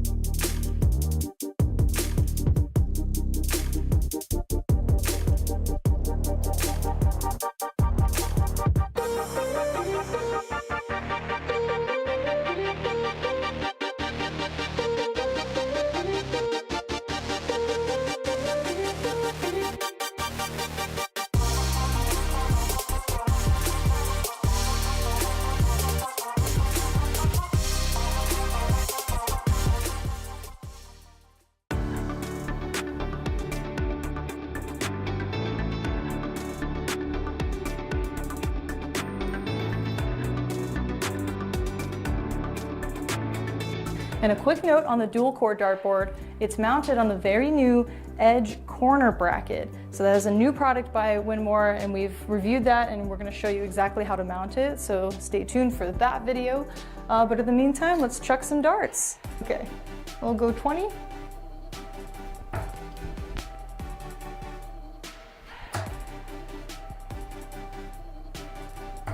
Oh.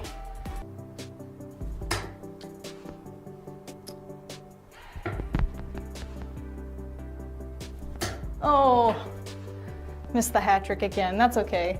But did you guys notice that this corner bracket is freaking solid, man? The board is not shaking at all, at least from my vantage point. I'll check to see the close-up afterwards.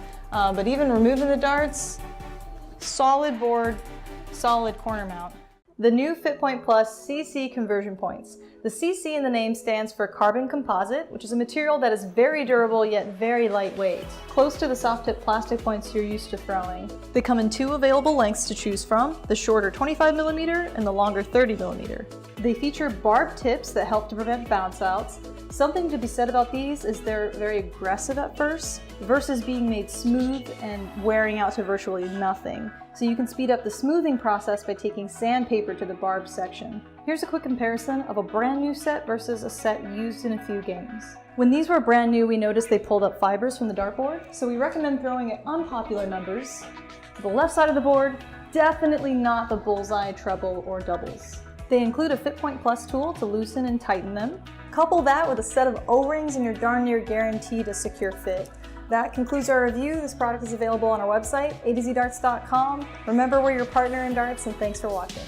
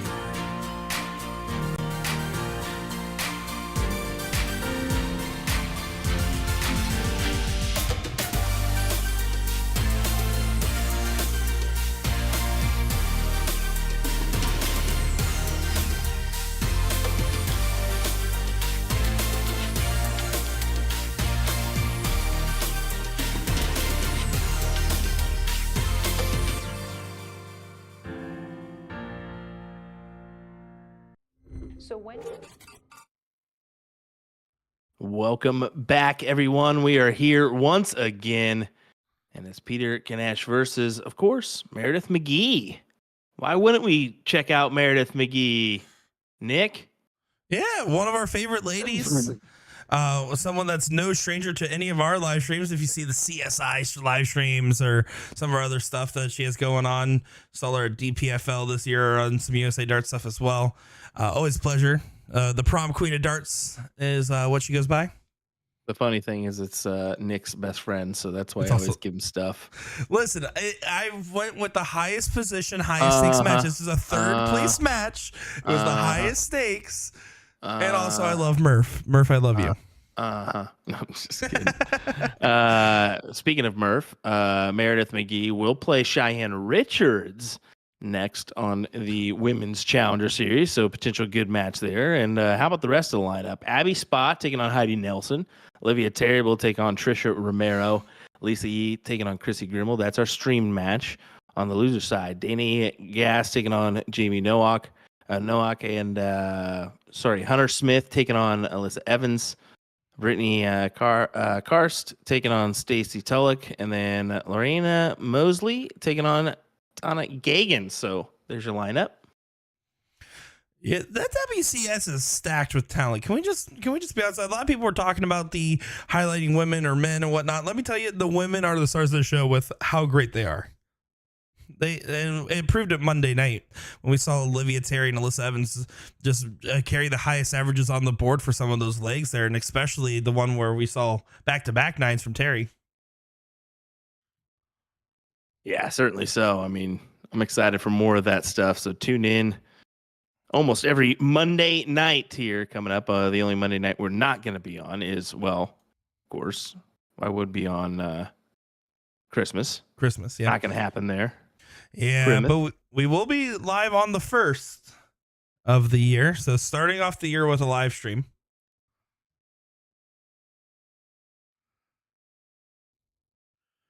Which is lucky because I thought we weren't streaming and I was about to get in those added money first of the year DRTs. Yeah, why wouldn't you? Well, I mean, I love playing in them. I think they're so much fun.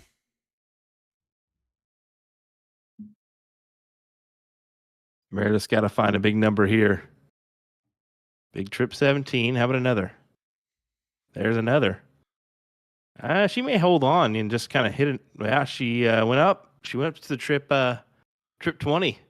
I was thinking maybe with 2 houses down, she'll stay. I think it probably would have been safer and smarter to stay just because one more single would add a mark. But also, it could be heavily blocked. It would be the other argument there. If there was no room in it, then maybe just feeling the need to grab a number. In either case, though, Peter does regain that point lead, but not by as much of a differential here.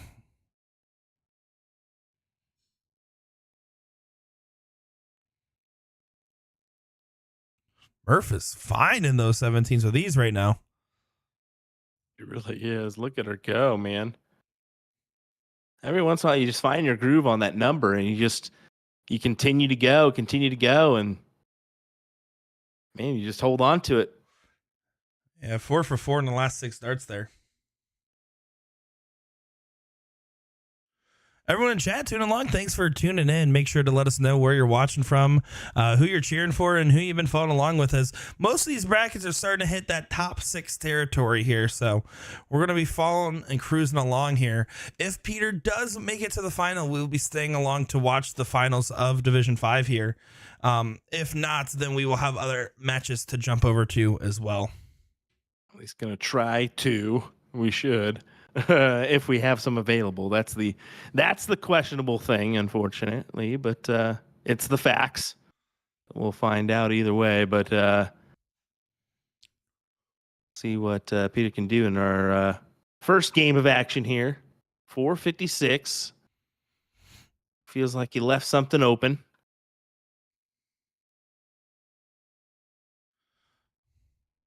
Ties it on the first start here. Yeah, this time wisely staying down. With a tied score, decides to stay for all 3 even, but just gets that initial triple.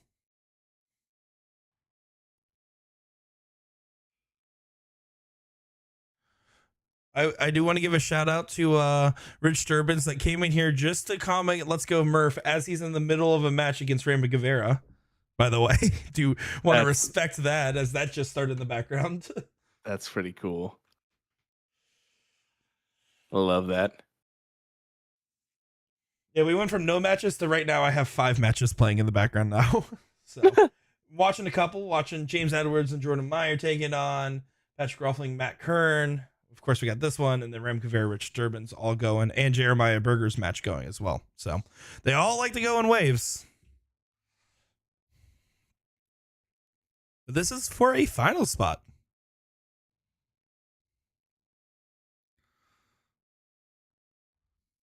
Finals berth. You gotta love it. We're already down to that moment. Quick brackets here in our singles action. Well, it's to be expected. Of course, tomorrow with our doubles and our triples action will be a little bit longer. So anticipate that. What a 9 there from Meredith. She's been Great lethal stuff. on those 17s. That is definitely comfort wheelhouse for her. This is what I love too. We're seeing that, doesn't matter, male, female, both competing here to try to earn their right and some money. And you said, what division is this once again? Sorry. No, you're all good. This is Division 5. So to get into the finals, awaiting in the finals is Michael Buckley, which is our first match today where we saw him play against Peter in the King Seat match. And when you're dealing with so many brackets, it's easy to kind of get confused. But yeah, that's a good number.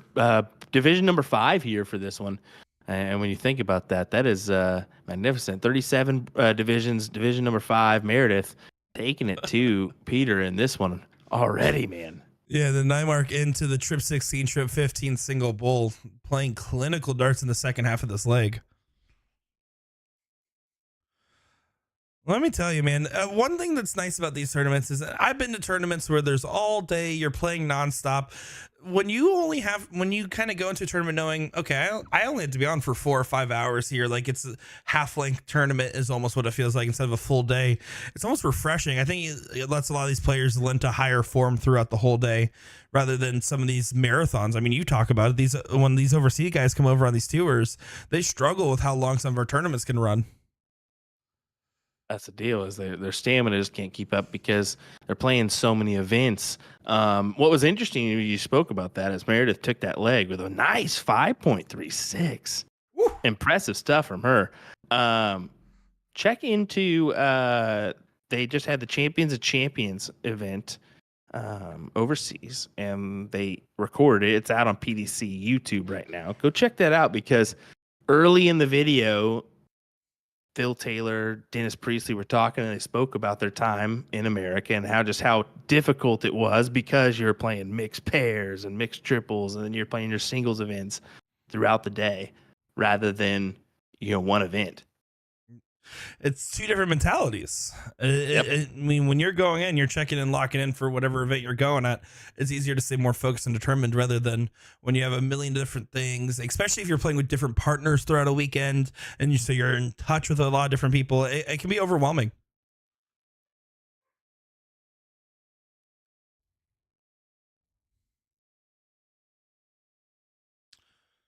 Meredith has a chance to get ahead in this one. She really does here. We'll see.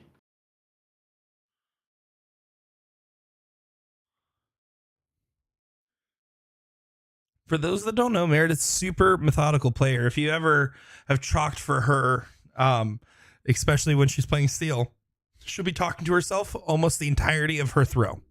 There's very rare where she's quiet. I mean, you can see it when she's at TOC as well. Something's going on, she'll start telling herself what to do. It is certainly a sight to behold.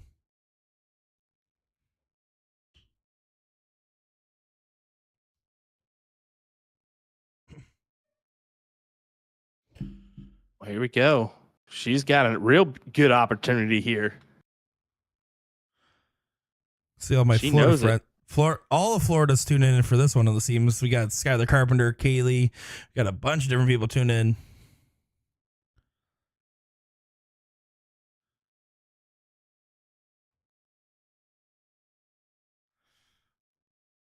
think Meredith there took a moment to decide, okay, do I want to go ahead and go right the bull here? Do I want to actually set up an out, and decided to go right at the bull. Unfortunately, not connecting, falling into the 14.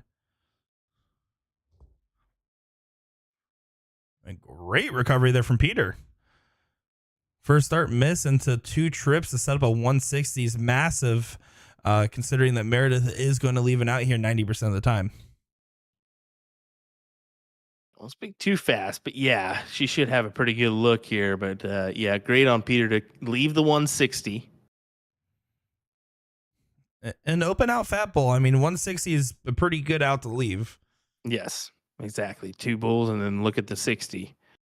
And look at Murph go. Single 19, double bull to leave the 83. Definitely add some pressure to this 160 here. Peter, do you have it in you? Double.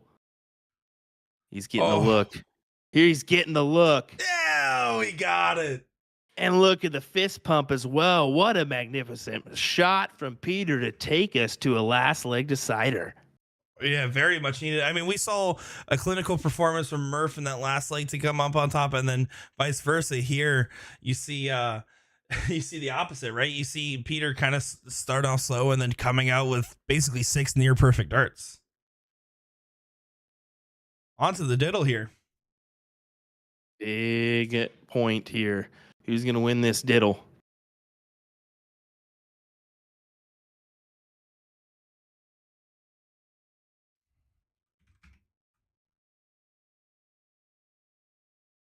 Oh, that is unfortunate. And you can see it written all over his face. He knows that was not ideal. Murph should be all over this. Uh-oh. Yeah, Yeah, you got to be careful. 11-14 wire. Yeah. Yep, there you go. 11-14 wires that last start there. Exactly. Great thinking there from her to kind of transition over and say, no. I need to do this. And Peter shaking his head. Yeah, he's shaking his head. He knows. I mean, it's so important to win that last leg diddle here. Again, reminder, guys, as we get into this last leg decider here, if Peter wins, we're going to stay on and watch the finals of Division 5 here. If he does get knocked down, we're going to be tuning into Ram Gava versus either Rich Sturbins or Mike Scarborough in the 3rd place match. Sounds good to me, sir. Well, that's good because you don't get a choice here. You're dang right I don't. That's 1,000% what it is, folks. A big walk off for Peter, trying to get himself settled. You can tell. I mean, he's very focused. He really does. His body language is screaming, "I really want to win here." He's fully engaged in this match.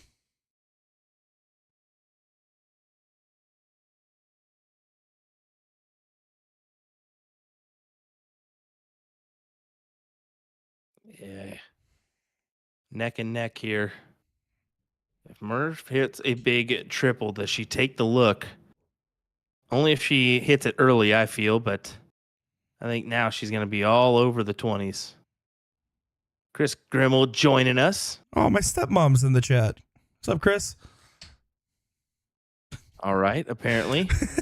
Will, you had no idea what to do there. I left you stumped. None. That was awesome.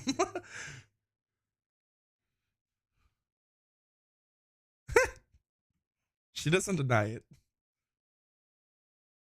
Mark Hughes joining us from overseas. That's good to see as Peter hits a big 9 mark there.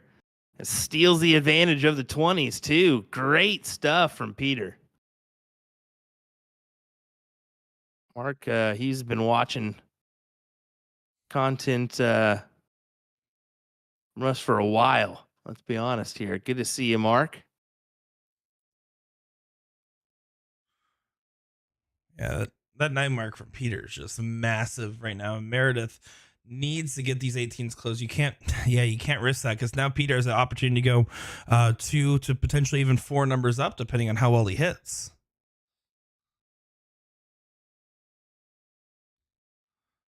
That's the first dagger. Oh, but the 17s are open, and Meredith did come back by just throwing the 17s last go-row. Go-row? Yeah, I was hoping you were going to ignore that. Rut-row. Go-row. Rut-row, go-row. You're dang right. I noticed it. I'm going to call you out on it too, sir. Oh, That was magnificent. Thank you. Thank you for the laugh. I'm just pulling your chives. My bad. Yeah, you're welcome. You're welcome.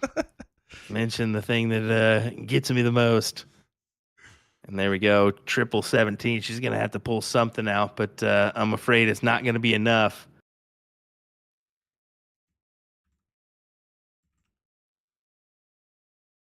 Yeah, Peter's playing well on this leg, and he's looking for the opportunity to go to the finals.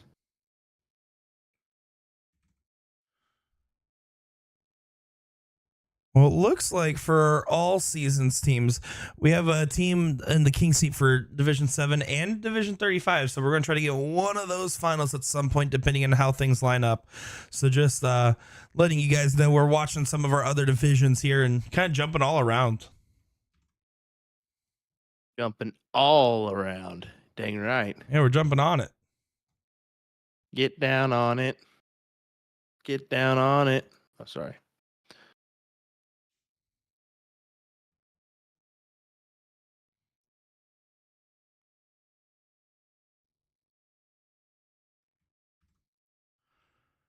Well, Meredith is do or die on the 15s now. Yeah, it's kind of almost like looking like a little bit too much to ask for, but we'll find out. Gonna have to collect both of these big trip 15s. You got Division 13 final about to get started here. It's crazy that a lot of these finals are getting underway, especially in like Division 13 is completely outpaced like Division 1, for example. Yeah. It's funny how that pacing works. It is, but you know, I just knew in the singles bracket, it's just gonna go quickly, gonna go real quick, and it's a shame that we don't have multiple platforms. You know, I guess we could try to do it, but at the same time, it's just there's so much action getting thrown at you. Yeah, we will let you guys know. This is unlike some of our other streams. This is very proactive in what goes into making this one run. Yeah, a lot of moving parts with something like this because we're not just staying in one location. Exactly.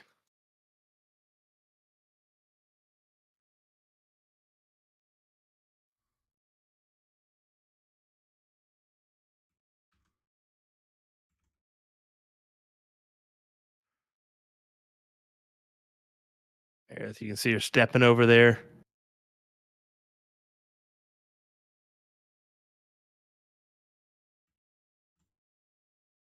Well, Peter just needs the 2, and he'll lock himself in for the finals. Still got to hit it, though. Not done yet. Oh, he is not.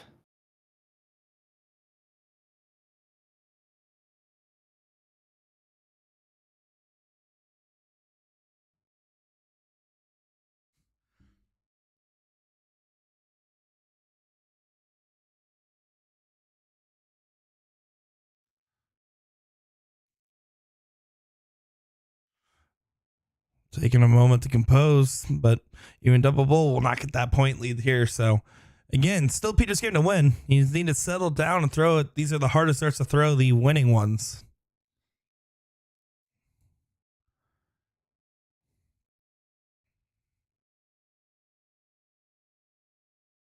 Yeah, Peter barely slides by, and he knows it. He's thankful for it. 3.67 barely gets him through to the finals, but it will do. Congrats to him, and congrats to Meredith McGee for a 3rd place finish in this one. As well, she's going to take home a good little amount here. Let's see here, $180 coming her way for our 3rd place finish.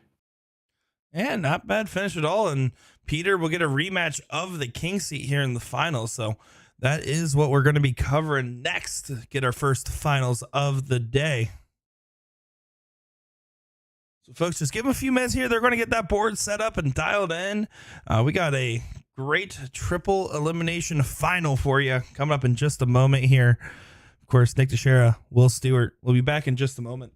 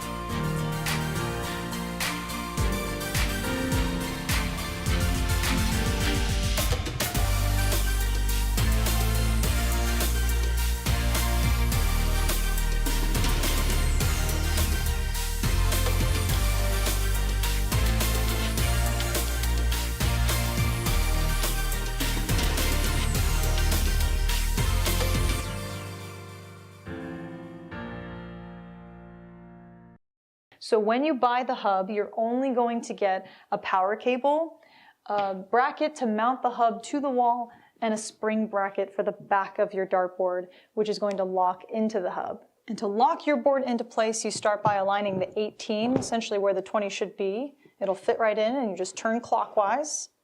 And you're going to have like a degree or two to kind of play with to make sure that that 20 is dead center. You can obviously start immediately with whatever steel tip dartboard you have at home. I went and grabbed a brand new Target Aspar board just because I think the mounting the spring bracket to the back of the board is the trickiest part of this entire system. So I just wanted a fresh new board before we went through all the hassle of it.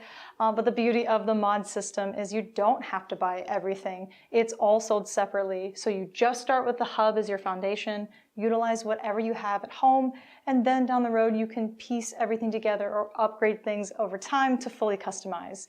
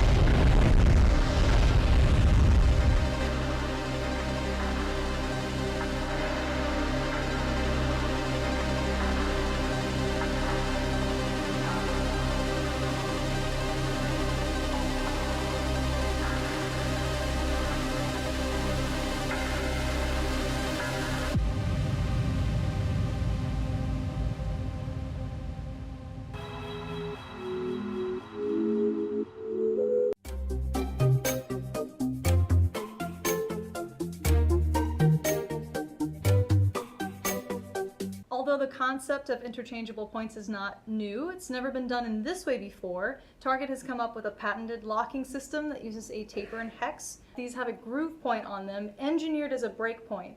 It's a groove right behind the etching, and it's purposefully put there. So if the tip is going to fail, it's going to fail right there, which is far enough out to where the little wrench can still grab the hex. So it prevents you from getting your point stuck in your dart. It's a well-known thing that happens when a normal steel point breaks. It typically breaks inside the barrel, which is a nightmare situation. So to summarize, this is the perfect locking system where the tip will never come loose. The variety of point options can provide you with a better life for your home practice board. It allows for a quick, user-friendly experience when changing out broken points, and finally can act as a life-saving backup plan if you break a point during tournament play.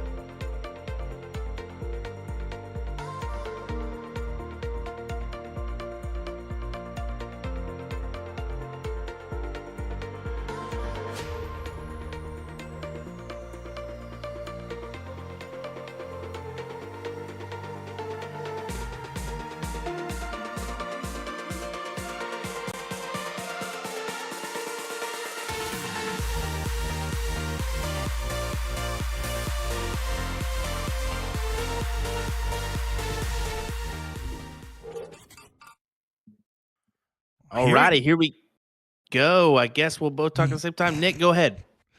All right, here we go. Oh my gosh, that was funny. We are in finals time. This is Division 13 finals going on here. We were actually going to cover the Division 5 finals first, but they're still setting up and getting everything dialed in here. So while they're doing that, figured we'd go ahead and watch this one. So we got Ricky Newsom and Matt Kern. Ricky playing in the Missouri area. This is a rematch of the King Seat match we saw. And then, of course, Troy Vinding for Matt Kern. Two things. I got you trained because we both started off with the same thing. So that's number one.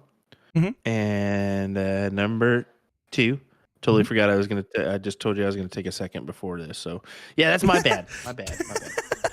Anyway, Matt, one loss side here going into this one. So Ricky looking for an opportunity to put him into the one leg needed to put him out side, but yeah, exactly. We'll see what happens. Yeah, Matt lost out to Ricky in that King Seat match and has been fighting in that middle bracket ever since. So has not dropped since then, it looks like. So on a pretty good run.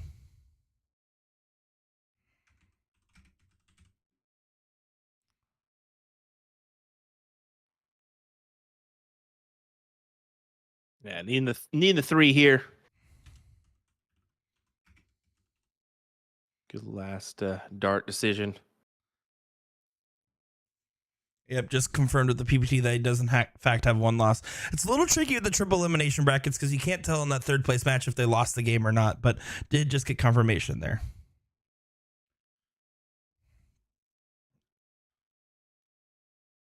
1-1 our score line here from Bull Shooters in Phoenix. As Lisa continues to do the due diligence of putting people on the board for us. We appreciate that. Man, we gotta be honest. We gotta start paying some of our unofficial, official PPD staff members, like the Mike Maloney's of the world for the Facebook PR, the Lisa Yees for the Arizona crowd control. I mean, we gotta start paying them more, guys. I'm telling you, man, we do. We do. It's a shame, but guess what? None for you, more for me. Here we go. All righty, continuing on. Just kidding. Well, there we go. Matt does get the diddle here, so Matt will start us off. If he does win this leg, it'll be 1 loss apiece, a square playing field. If he does lose, though, Ricky will go up 2-0 and would only need to beat him in the next best of 3. So big game on the line here. Matt needs to start himself off right and get this match into reset position. I believe it was a 4-1 loss in the king seat match.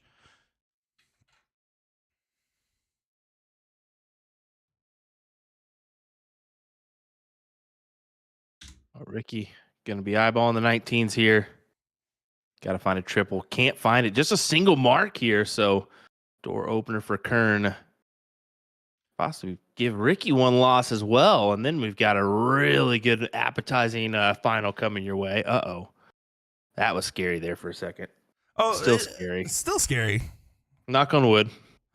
Still scary. You know what's funny too is I even made sure before I went out to Arizona earlier this month. I was like, I want to make sure everything's good. Everything looks great. So I was like, okay, I don't have to do any maintenance while I'm there. No, turns out there's always some bad internet somewhere, huh? Should have zip tied and everything, man. What you could, just every little thing. Well, I was too busy doing interviews with Dave Fadum. What a guy, huh? He is a guy. He is a guy. He's an interesting individual. I mean, I've met him before. The first time I met him was playing against him at a dart tournament back in the day where he beat me out naturally 5 straight. Wasn't even close, especially in 2019 where he was still crushing it. Right now, he's kind of on a resurgence at the moment.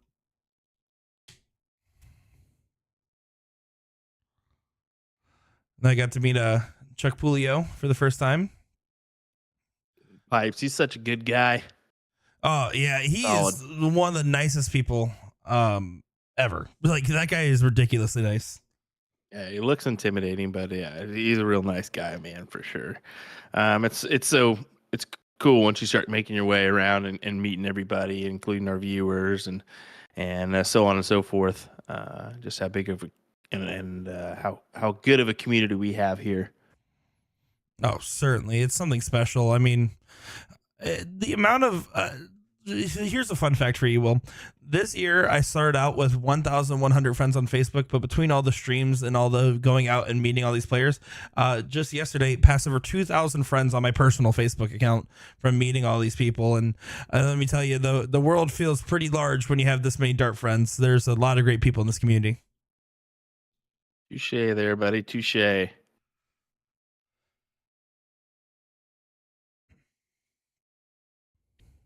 Matt's got the advantage with the house lead, but not so fast here.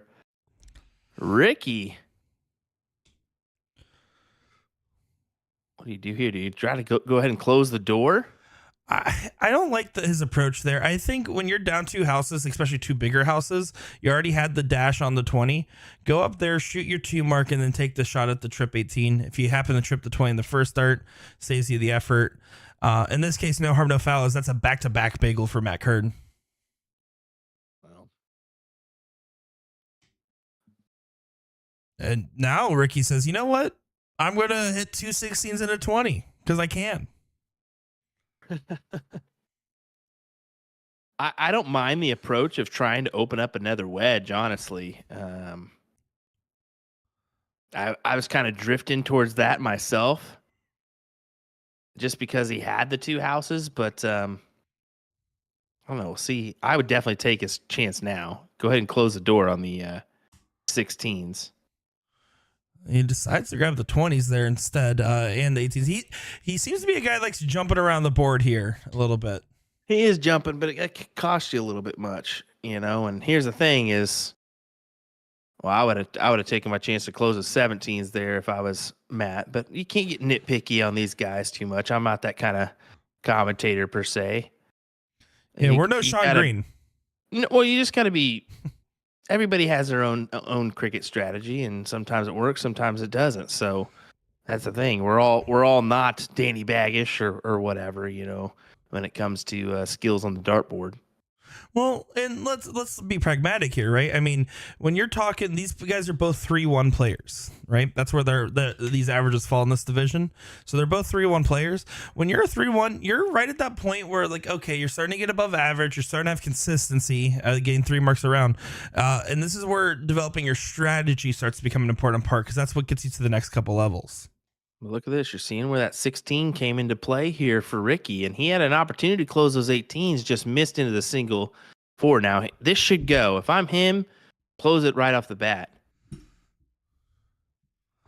Yeah, that's what he's trying to do. Yep, now down to the 16s. Oh. And I needed to throw the single to get that point lead, I think. You don't want to leave your opponent a 6 mark.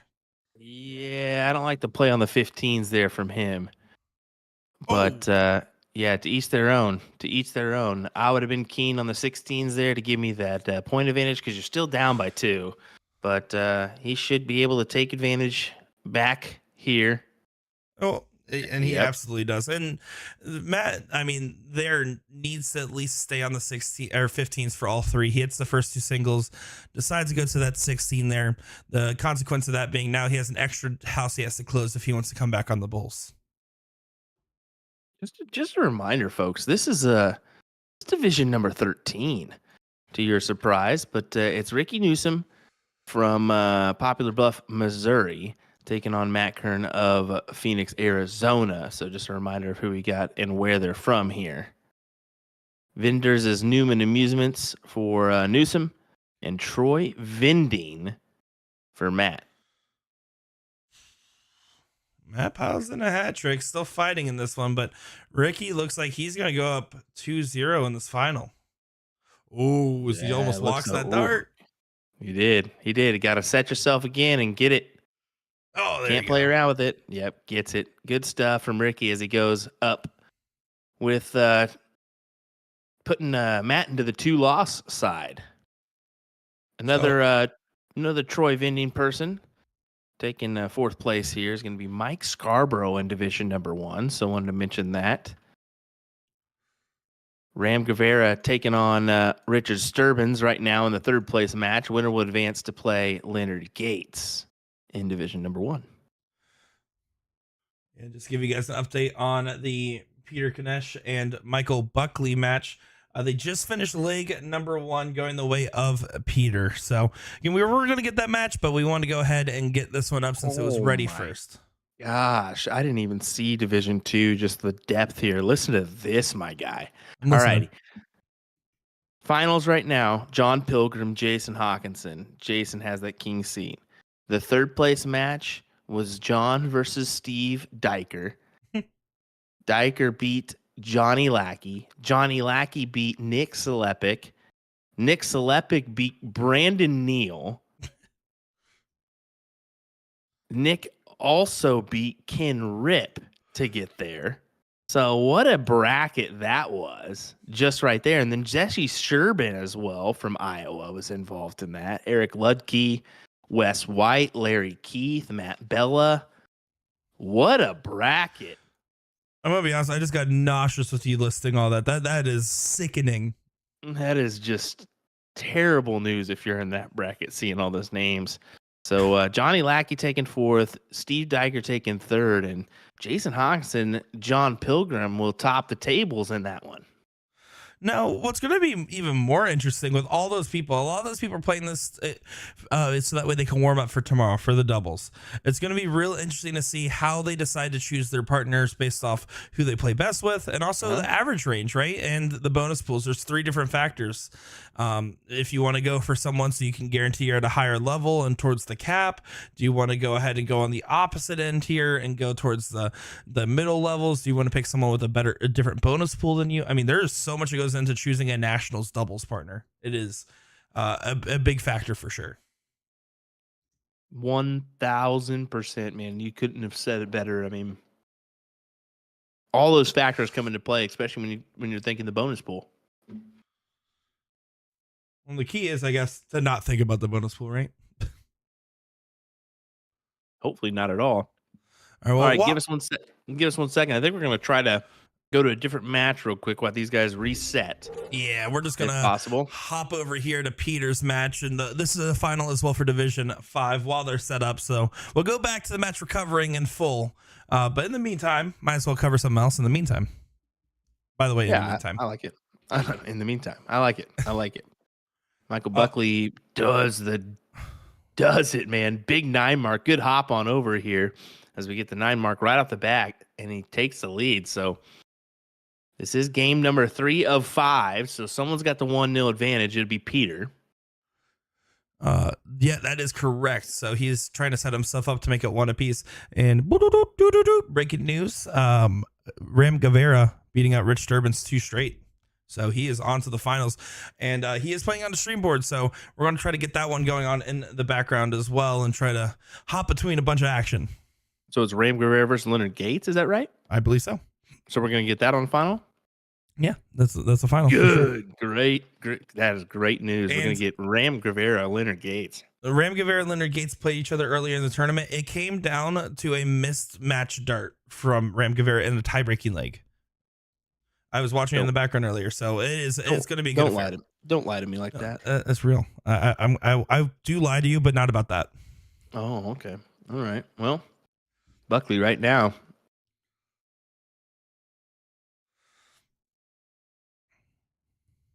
Misses out, but we'll see if Peter.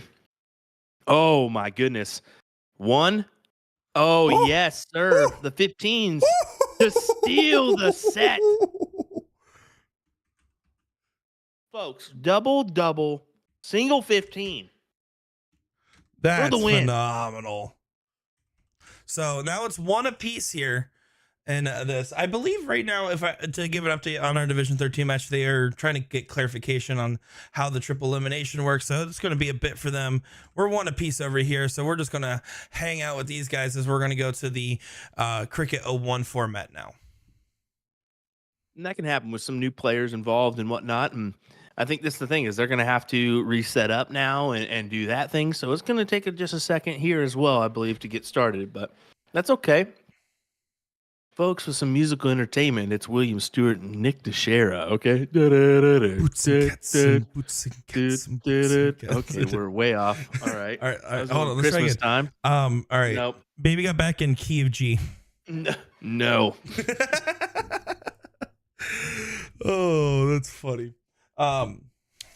Yeah, no, I'm excited to see how this develops. These guys are getting everything all dialed in. I am watching this Ram Gava thing closely. If it does get started, we'll try to get coverage of that as well. Because we all know you guys want to see some Ram Gava Leonard Gates action. No, nobody wants to see that. That's garbage. Yeah, you're right.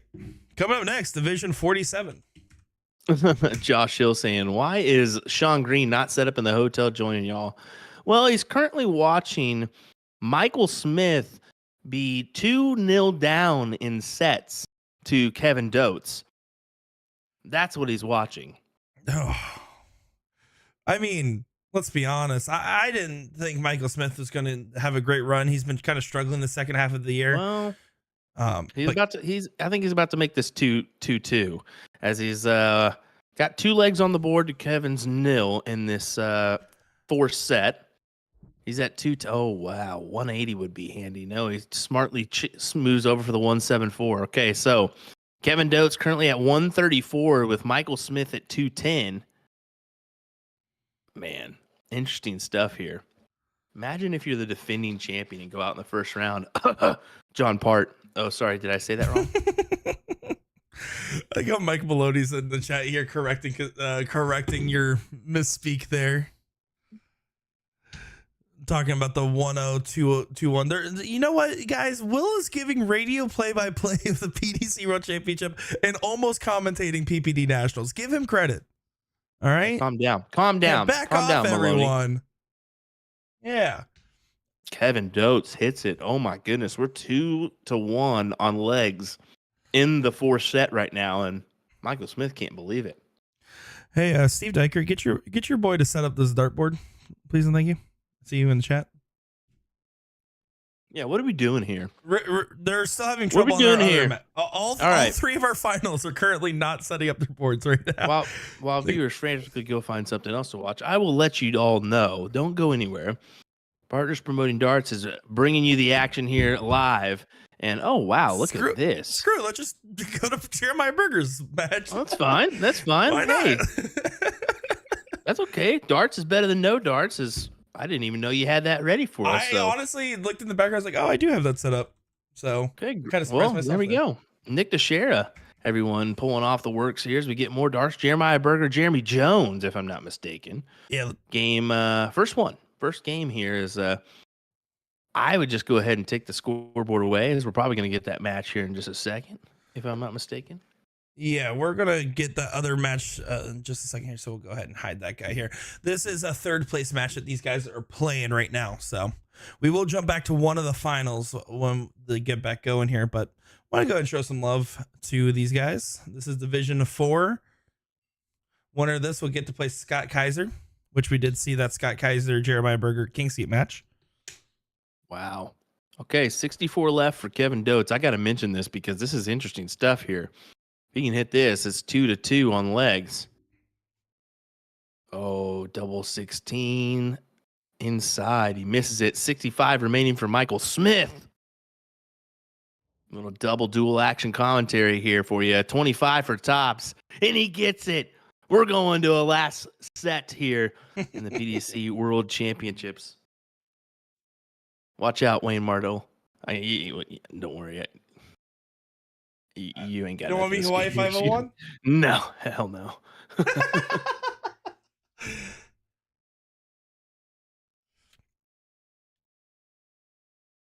All right. Looks like.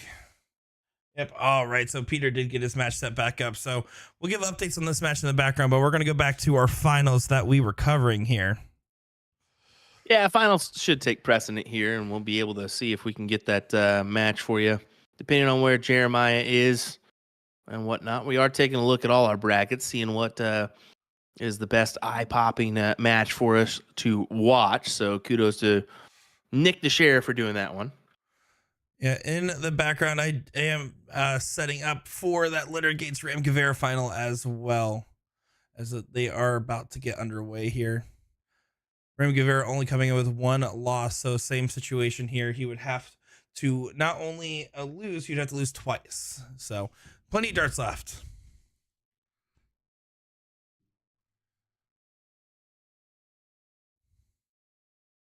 Doing some looking at some of our lower divisions as well. Kind of checking in and seeing where they're at. There is some king seat holders in almost every division now. Looks like it.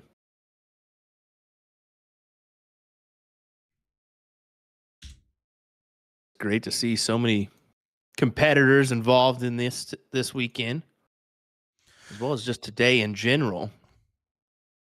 And this is just a preview for what is going to be a big day tomorrow. I mean, we can't stress enough that it is going to be some amazing stuff to see.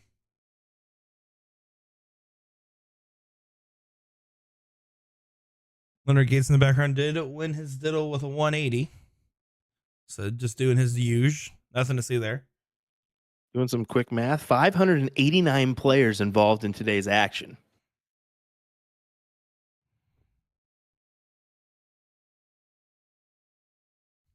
You got the YouTube chat in there commentating the World Championship. That's funny.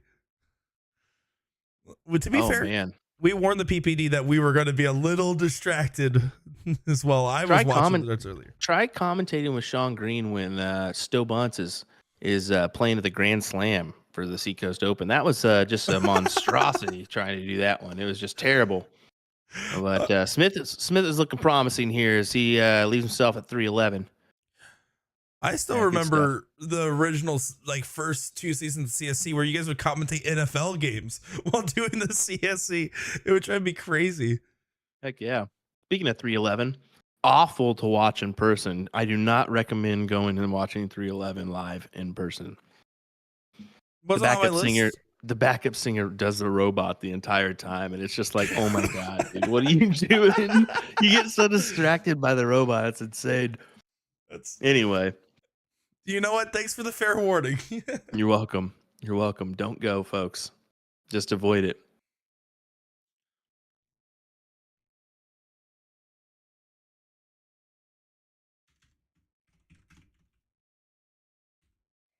Taking just a second, Mike.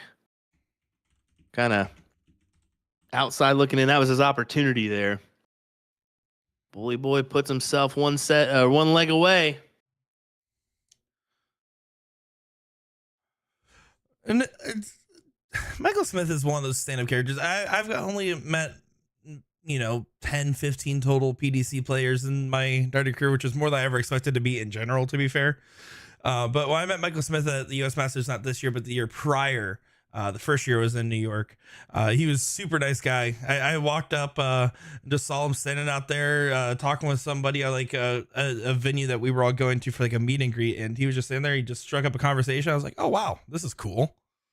There's a reason why when he does interviews, you can barely hear him. It's because he's so soft spoken, folks. He's really a shy kind of guy when you really look at him.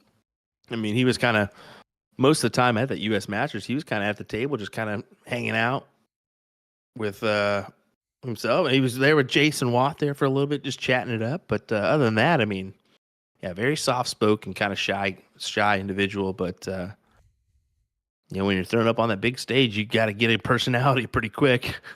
Yeah, absolutely. Well, the stage personality and how the players actually are night and day difference. I mean, Gerwin Price is a prime example of a person that is a big personality on stage, but is actually a pretty cool guy when you get a chance to talk to him. 1,000%. One of the nicest guys on tour is what I've heard, but he's just a competitor. Just a competitor. It's WWE theatrics. I love it, personally. I will always be a fan of being big personalities on stage. Oh, Peter gets it. Slides it through. 1-0 advantage to him. 4.66, looking strong.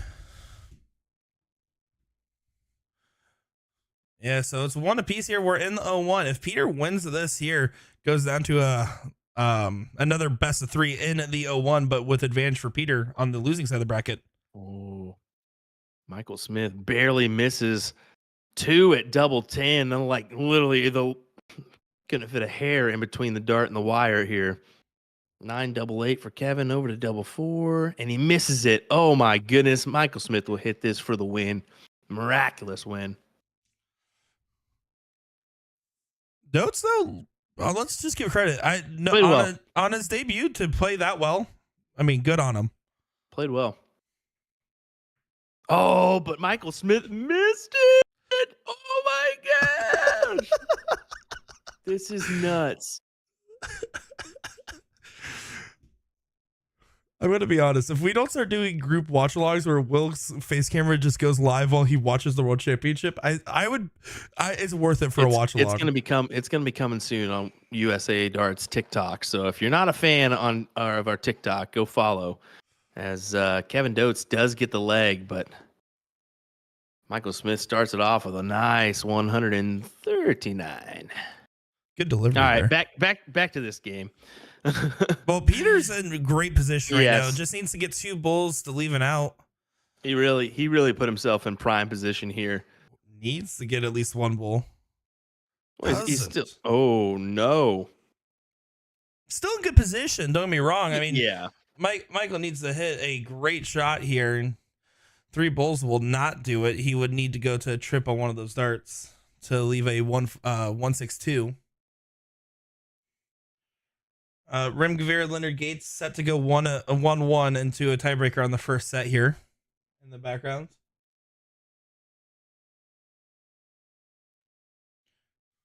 Yeah, how many games of darts are we watching? We got the World Championships. We got 4 different dart matches in the Nationals we're watching and commentating one of them. There's a lot of darts on our screens right now.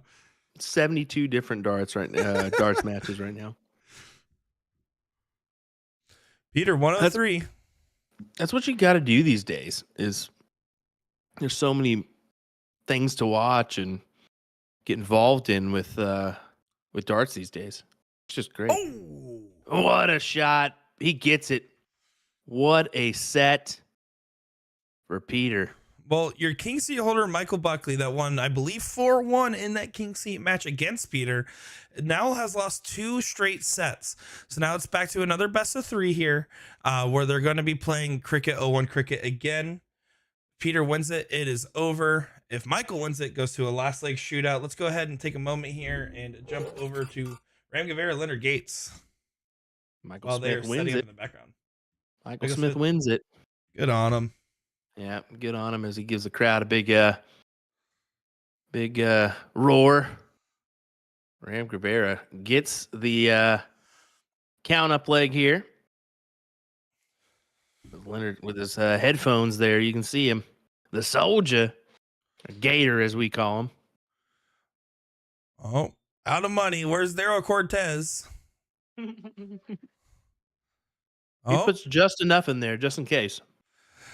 I always took it as I'd rather have the confidence of putting a little too much money and then having to put it on the button rather than vice versa. Because in the middle of a match, if I have to go grab my wallet, break my focus, I feel like it just rattles, especially after winning a diddle. Yeah, he does find a trip, but only a 4 mark is a pretty soft opening when you're playing in a Division 1. They are still setting up, by the way, for the Peters match in the background, so we will go back to continue our coverage of that final. Want to just get this going in the meantime, guys. Yeah, and we know this one's a great appetizing match. It's one that we all want to see, but we also want to share the love here a little bit. And so we'll see. I mean, we'll kind of see how it's playing out here. What's going to happen is we're going to probably fully cover this leg, then go back to that best of 3. That's what. Then this is for the first set. After that set finishes, we'll jump back over and try to give you guys coverage. I mean, we also know for a fact when we cover the things like the CSI or the CSE or the WCS, these guys get time in the limelight. And let's be honest, the national stream is kind of more about everybody else at the end of the day.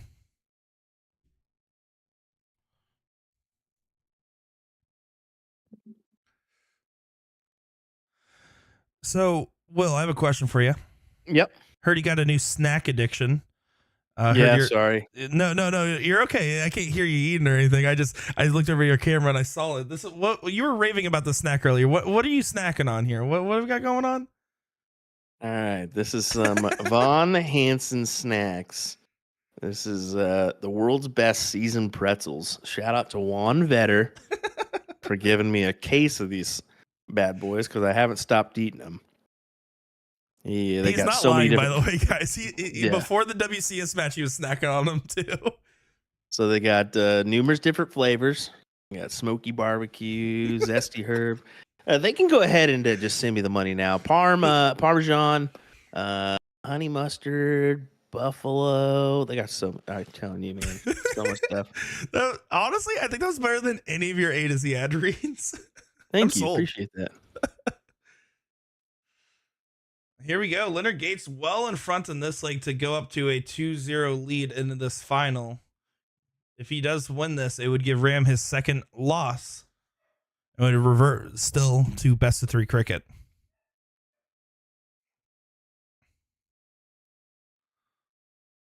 Ram's only other loss was in a last leg decider against Leonard Gates, which kind of just shows the level that these guys are playing at. I mean, if you're only losing to each other in last leg deciders, these are the 2 guys that were destined to be in this finals no matter what happened for level 1.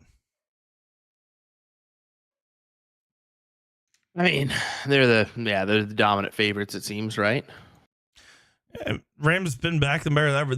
We talked about this year has been like the comeback year for Ram Gava. He has only gotten better, and now I would say he's better than his old form pre-hitch. Right, the way he's throwing now compared to how he was back in like 2018 circa, give or take. Mm-hmm. Yeah. He is playing even better now, and is the firm number 2 in Texas. And he wants to start traveling more. It'll be cool to see if that comes into play on some of these USA Dart streams. Because he talks about how next year he wants to focus on getting back out now that he feels better than ever in darts. That's scary if you're everybody else. Gates takes the leg here. So that's the first set in the way of Leonard Gates. So again, 2 losses now for Ram Gava as we jump back over to our other final here going on. Peter is up in this final, guys. If he wins this best of 3, it is all over. He completes a triple dip in quick fashion. Or on the other end, if Michael wins it, we get a last leg shootout.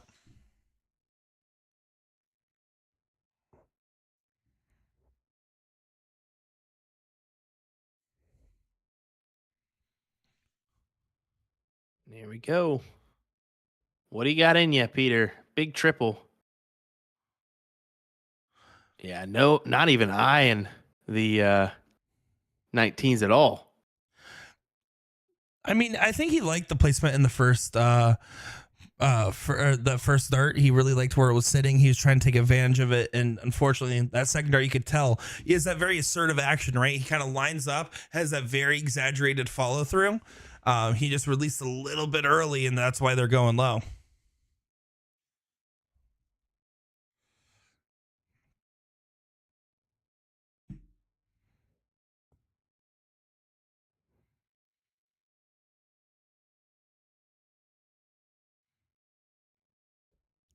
Oh, what a 9 there from Buckley.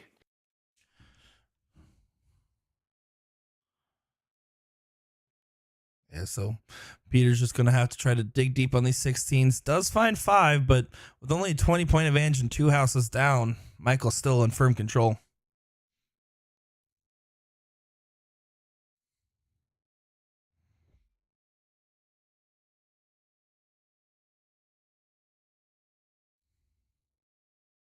Yeah, and Buckley snapped out of it. I think those first 2 sets, he was kind of having some shock because he was really dominant in that king seat match.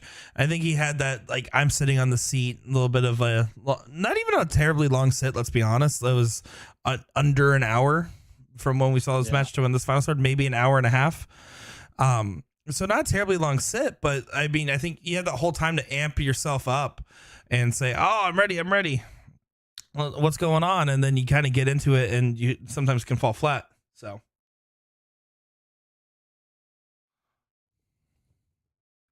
Yeah, you're right. You know, every time you sit just for a little bit, though, it can seem like a while. And the other thing too, right? I mean, these guys are all going to be 3/8 in Division 5. There's going to be that like range of these pressure moments and stuff like that, because these guys at any point can click on to a 5-0, 5-5 game, because that's where they're right at that line. That 3-8, 3-9 range is such a lethal range to have an average at. Really sneak up on some people when you are in that sweet spot.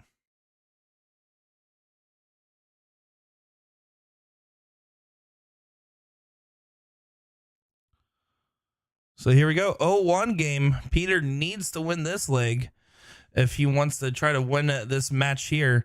If Michael wins this, it's a last leg shootout. He does have the start here, so that is an advantage.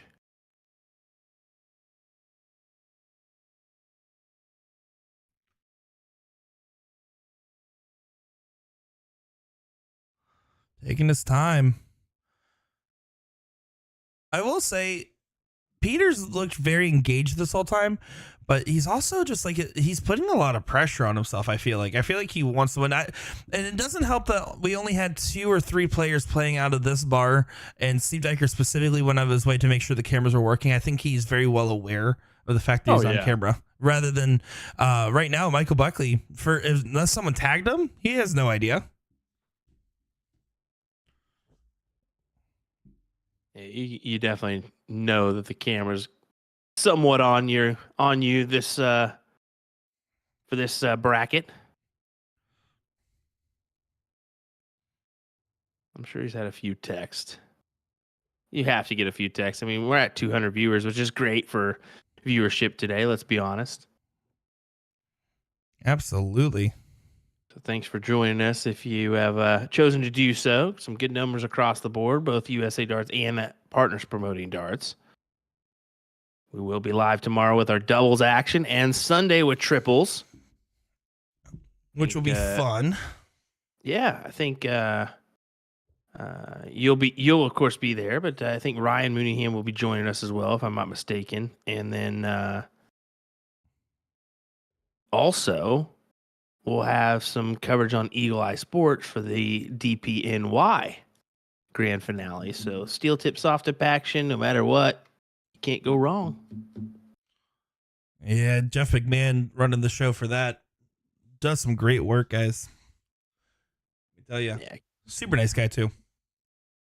Yeah, kudos to him. And if you're like, I don't know who Jeff McMahon is, you've probably seen his graphic art that's been circulating around on all these darts Facebook pages that he's been doing for Stowe Bunce and all of the PDC North Americans. Yeah, I told him we should do something with that. Good stuff from Peter as he manages to take the leg.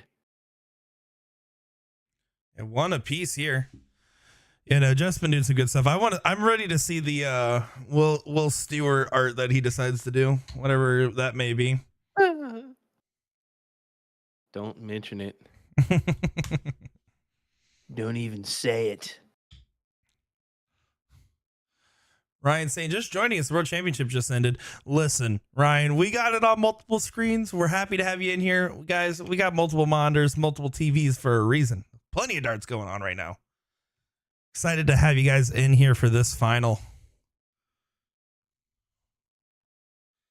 Definitely so. Thank you guys for choosing to join us.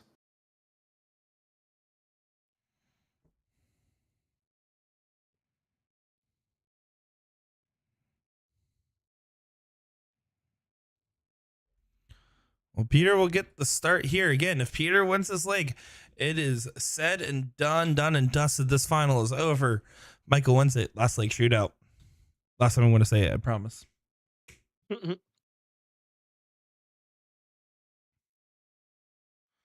the background, they just started the second set of the Division 1 finals with Leonard Gates, Ram Gava in leg number 1 there.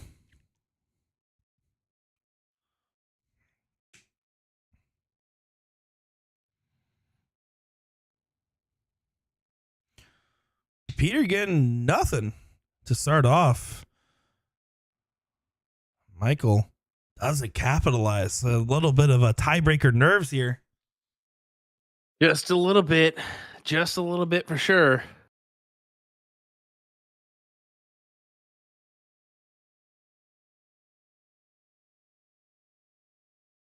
Just 3 singles, but gonna have to do for right now. We'll see the answer from Michael.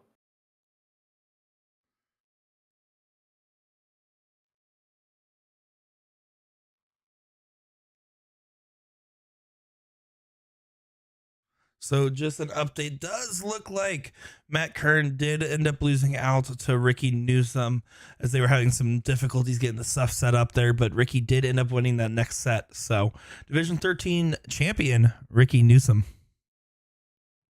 Wow, great stuff. Congrats to Ricky. We're continuing on with our coverage here.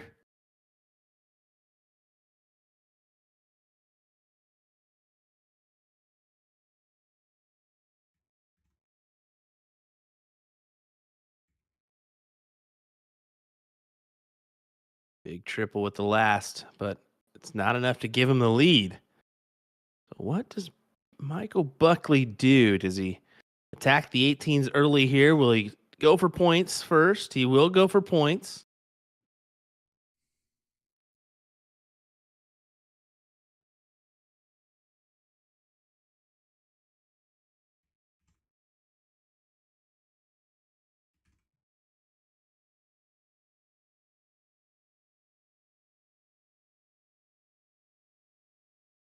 Oh, 7 mark for Peter, man. This is back and forth battle here. I mean, they both know what's on the line. $450, $300.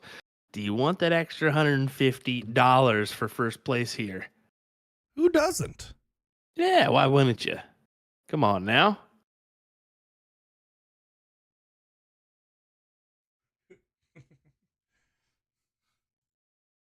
Sorry, I just got a laugh from Jay's comment there because I read it. Good old Jay. I was like, "What? What happened?"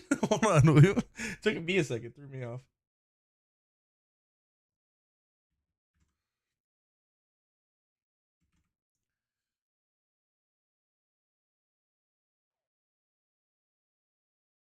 Sorry, I'm in the background here updating our last few things to see if there's any other goodie matches we got after these in full finals that we're covering at the moment. Leonard Gates takes leg number 1 in this set against Ram Gava in the background here. Right, so that would be kind of a crucial point then, wouldn't it be? Because he took the first one. Exactly. If Leonard Gates is 1 leg away from winning that match. Okay. Wow.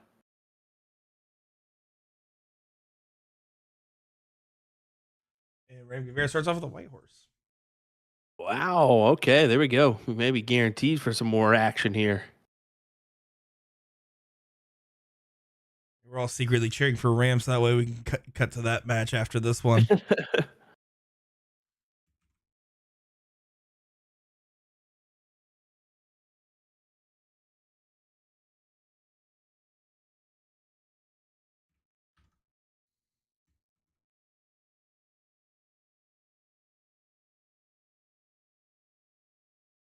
Mike was pointing there. He's upset at himself.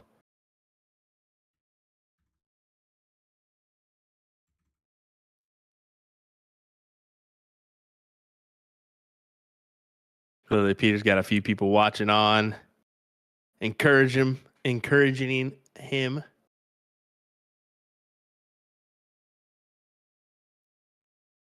But he should be able to take this leg here.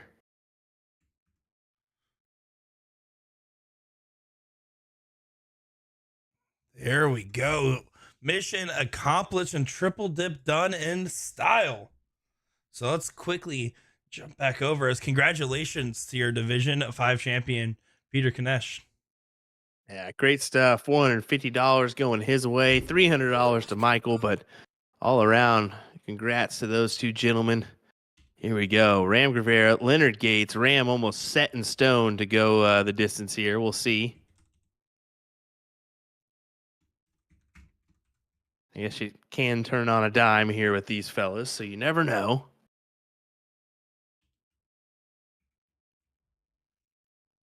Good stuff from Ram. Trying to lock it in.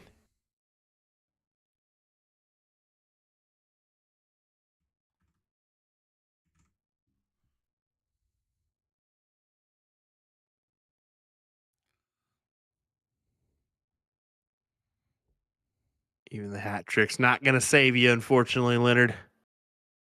I don't believe it will.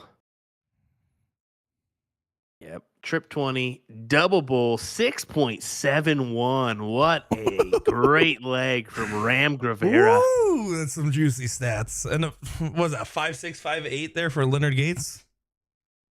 Give or take. Yeah, you can't go wrong there, man. Yeah, incredible, incredible stuff.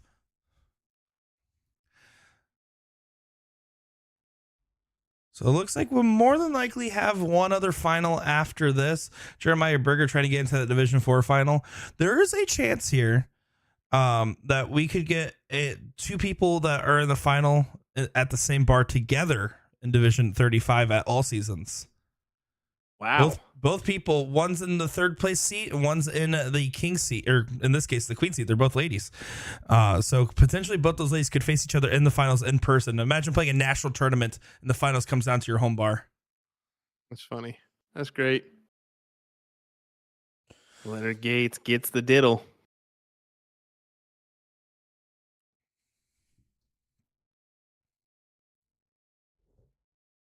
Here we go. Important leg here. Leonard Gates, winner take all if he gets it. If not, Ram starts the triple dip.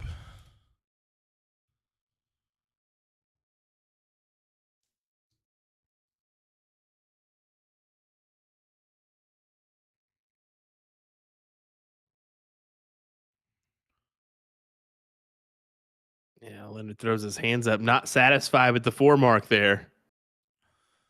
Brother, I can't blame you anymore. These days, it seems like 4 mark is just not enough. And Ram's proven it to be the case. Big 9 there for him.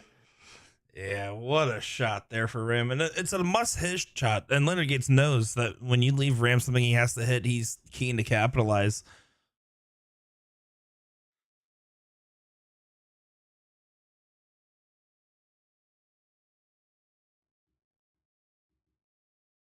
So Ram in control at the moment.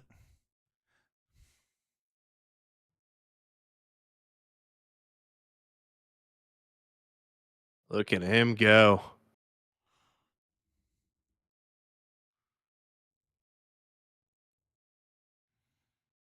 Yeah, good stuff here from Guevara.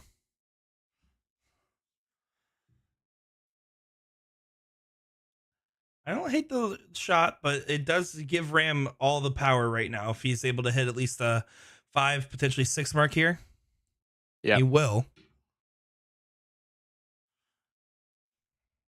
All the bar skin, some energy in there.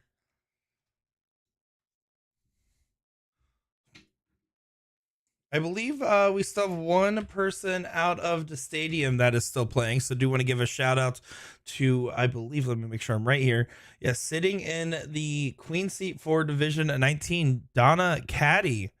I believe that's the lady that we saw just go up and give him a high five, is in her respective king seat. So shout out to her. all right. Thanks for mentioning that one. You're welcome.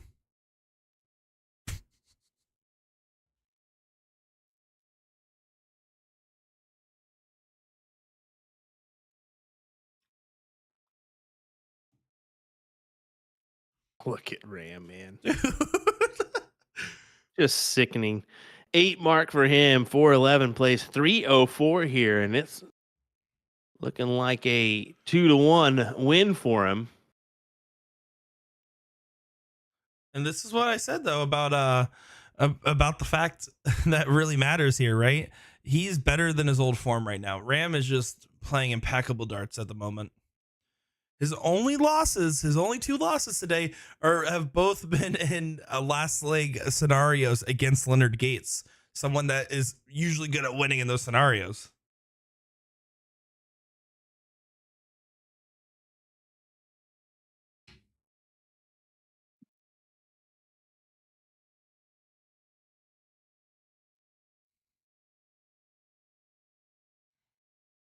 Yeah, Ram gets it done. And look at them average 6.95. Another impressive one after a 6.71 before.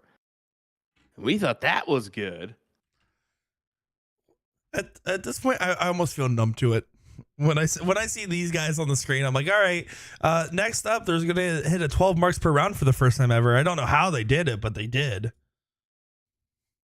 That's just the level of which these guys play. It's phenomenal. We're spoiled. All right, coming up after this, guys, just to give you guys a heads up, once this final finishes up, assuming it's still going on, we'll be going over to Division 4 for Jeremiah Berger and Scott Kaiser to rematch the king seat.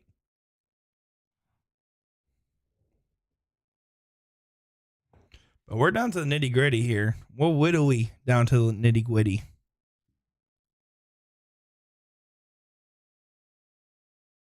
Will did not like that one. No. Not at all. Nah, we're getting down to where I can hear the kiddo upstairs. It's getting dinner time here. Uh-oh. Yeah, you can hear him. What's for dinner tonight? I have no idea. I haven't even thought about it, so. That's fair. I actually only think about dinner. What was that reaction? That's just funny. Just funny. Oh, man. Thank you guys all for tuning in. Of course, if you guys want to get involved, go over to dartstoc.com. Something like this Nationals happens every 3 months for the PPD here. And all it is getting qualified by playing the requisite number of matches. Besides that, it's leveled. You can play with whoever you want, however you want. Also, how about a quick little shout out? We're going to do our for USA Darts per se. We're going to be having the Las Vegas Open stream, which is a gold and silver event for the WDF. Lots of quality players going to be in attendance, including Fallon Sherrick, Kieran Mimsys, who's in the World Championships right now, who you just saw today, and numerous others. So if you haven't booked your ticket to the Tuscany Suites there in Vegas, you can watch live on USA Darts YouTube or Facebook page. So definitely do that. And then we'll be coming back with more coverage in February of Shoot the Rapids, Steel Tip Event, and Shoot for the Moon down in Huntsville, Alabama. So there's a couple things to keep your eye on, as well as how about the Syracuse Open? I can't forget that one out, too. You can't. Syracuse Open. You can't. So when you head out to Syracuse, you're going to go try out Wingnuts? Don't know if I'll be in Syracuse or not, to be honest. That's going to be a Jeff McMahon one. You gotta go out. So, you gotta go get some of those wings, man. They are good. Dude, I heard. Once you said, you were not lying. Those are the best wings I've ever had in my life. I've eaten a lot of hot wings in my days. Let me tell you. Well, a concerning amount, according to my doctor. Thank you very much. I tell you what, they look like delicious wings. Yeah, they have. Saying, when is the Choo Choo Classic? I have no idea, brother. That's an ADOdarts.com question. Go check it out. You may be able to find that information. Ryan Clark joining us in chat. Good evening. Well, hello there. Great recovery from Leonard Gates, and who knows how close that trip 5 was, but I guarantee it was a wire or one single hole into the trip 5, because he recovers with a nice 6 mark, and up to Ram to do the same or better. How about just a little bit better? 7 mark for him. Yeah, these guys aren't going to be thrown off their game or shaken up too much. It's really going to be a gunslinging shootout on the dartboard. And if Ram wants to take this to a last leg decider, he's going to have to dig deep here. The difference is, too, Cricket 0-1 Cricket. So slight game changer here. Makes that second leg all the harder to win, though, for both these guys. Imagine breaking a throw in Fat Bull 0-1 against either one.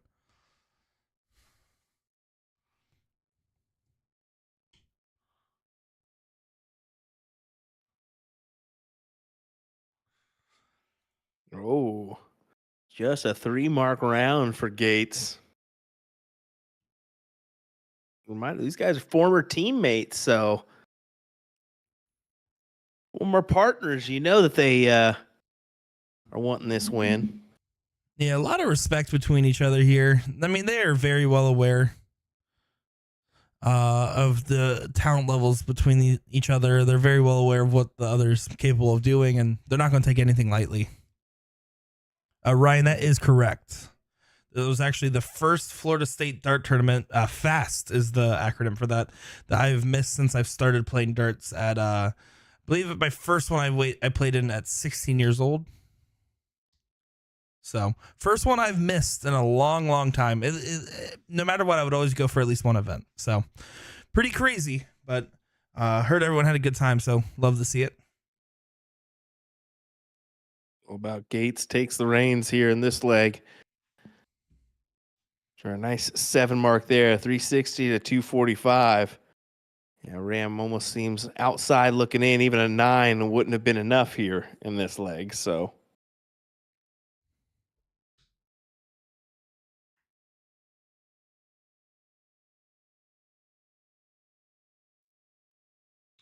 Gates should attack the 16s.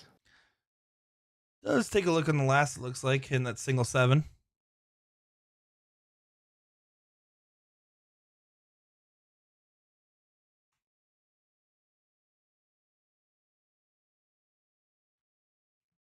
a big hit from Ram, bringing an equal house advantage. Technically, 1 mark in his favor.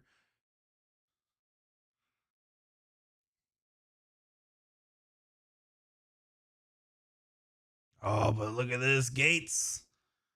Ooh, goes for the 15 less, doesn't connect.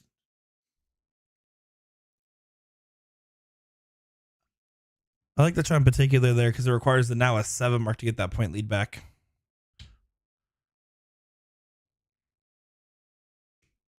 Well, here we go. He's fighting, that's for sure, but Gates going to take the opportunity to close out everything. Just on the outside, single 15. Nonetheless, he's doing Leonard Gates things, of course. He has to do Leonard Gates things. That is Leonard Gates. Be weird if he was over there doing Will Stewart things. Like, imagine he just turned on Facebook Live. Like, that would be crazy. Double bull, single bull, single 15. And he wins it 5-5-6 for Gates, 1-0. Ram. Yeah, starting off strong here. And if Gates is able to break the throw, it is over. So it's up to Ram. If Ram just stays on the bulls and stays perfect, it's not really gonna. It's gonna be forcing Gates to throw out a 9. That's exactly the start Ram wanted.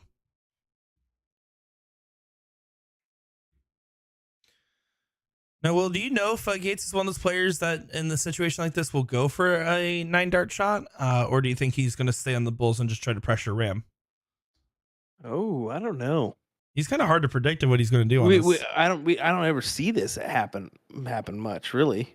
That's fair. This is not a normal format for them to be playing. Yeah, so it's a great question. I could see him taking the risk, but he's not going to have the opportunity to. Yeah. Oh, man. We'll never know the answer. We'll never know the answer. We'll never know. I was about to put money on it. Oh, Ram catching low needs to correct. Does collect those 2 bulls there, so still in fine position. Gates can only get just slightly in front, but can't leave an out, so Ram's still in control.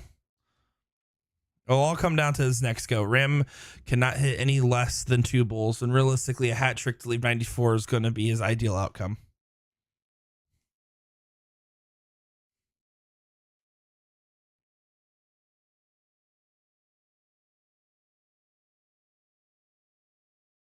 Yeah, doing just what he needs to do.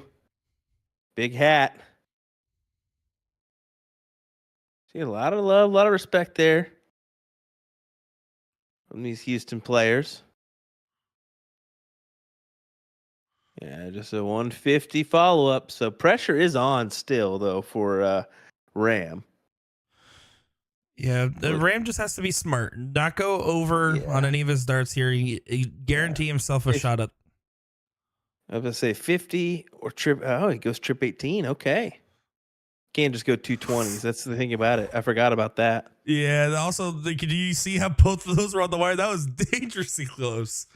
He almost flicked it up into the double. That would be a day ruiner if that went up. So diddle again here.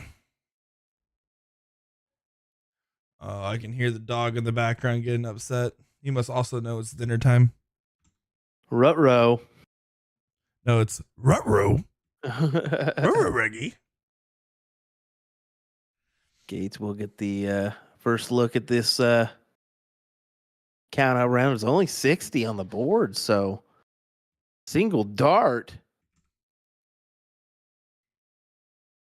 could tie him up. Oh, the corrector was a bull there, Ram. You have to throw the single bull. What are you thinking, Ram? Ram, come on. He knows it. I mean, he 1,000% knows it. What do you guys think about that move from Ram? That is just I'm gobsmacked. Yeah. That's what I'm going to use, gobsmacked. Oblivious to the situation there? I don't know. How can you say that against Ram, but seems to be the case, and now he's not going to get the look.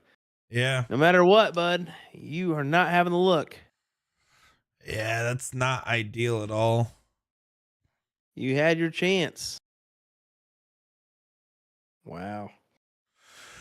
Well, it does just a diddle at the end of the day. I mean, a very important diddle, mind you, but there is a chance for Ram to break throw here. If Ram does break throw, it'll make things very, very interesting, as it would be a last leg shootout.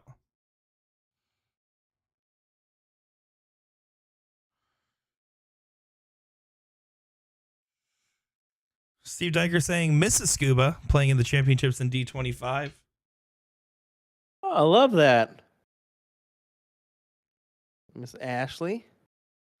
It looks like she did get second. So Ashley went losing out to David Beard, Kaylee Beard's dad. Oh, okay.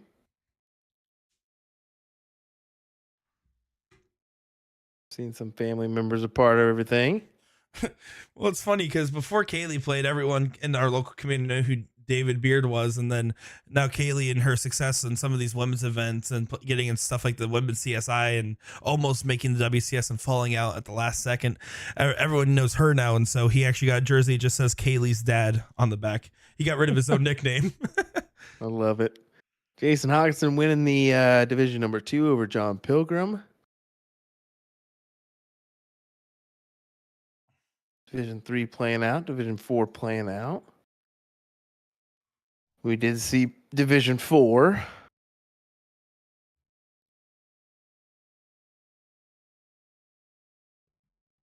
Steve Drew winning division number 8 over Zach Zimmerman. Jeremy Lee, division number 9 champion.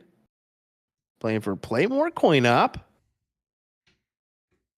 Joseph Reap, division 10. Oh, well, Will accidentally exploded. Hopefully he's still in one piece. Leonard Gates is cruising in this leg so far. Don't know if I ruined my mic or what. Whoopsies. I don't. Honestly, it just sounded like the way it's not sentence. I thought you got Thanos snapped or something. I was kind of wondering what was going on over there. We did say Rick Newsom for Division 13. Congrats to him. If anybody's curious, my dad did get top 9. He got 9th place. Oh, sorry. I had to do the Homer Simpson or the Simpsons laugh there.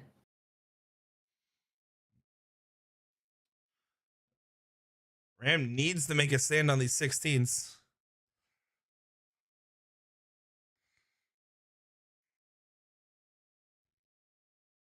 Really all the champions I've got for us for right now. So just wanted to kind of mention a few. Well, you got to mention yourself there. You're a champ in my heart, Will.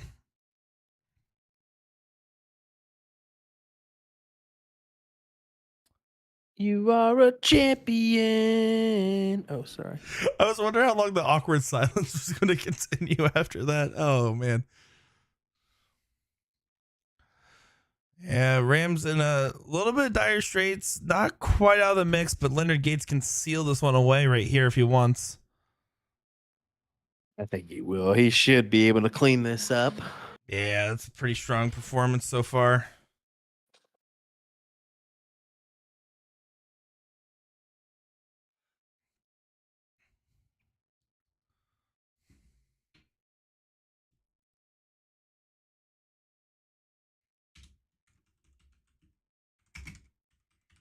And Leonard Gates, of course, trip 20 just for good measure.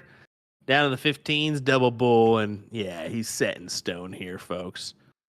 Leonard Gates, Division 1, looking more like his, is going to be his. Let's be honest. Yeah, LG getting it done. LG Gator. And there it is. You can see the little shocker bra getting held up there by Ram as good second place run there. 5.76 will do it for Gates. Great stuff overall as we're going to head to Scott Kaiser and Jeremiah Berger with our next match on the stream. This is finals, a rematch here. Yeah, this is a And, tiebreaker ooh, at the 5 of moment. 5. Ooh, game I'm last not sure leg. tiebreaker where in the match though. Yeah. I gotta confirm where they're at in the match. It could be last set. It could not be last set. We'll be able to find out here in just a second, though. This is division number what? 4. That's right. Scared me there. You just love throwing me questions. I would This rather match was called. ask This match was called at 5:24. So if I'm not mistaken, it's going to be first set. Yeah, it looks like you are right.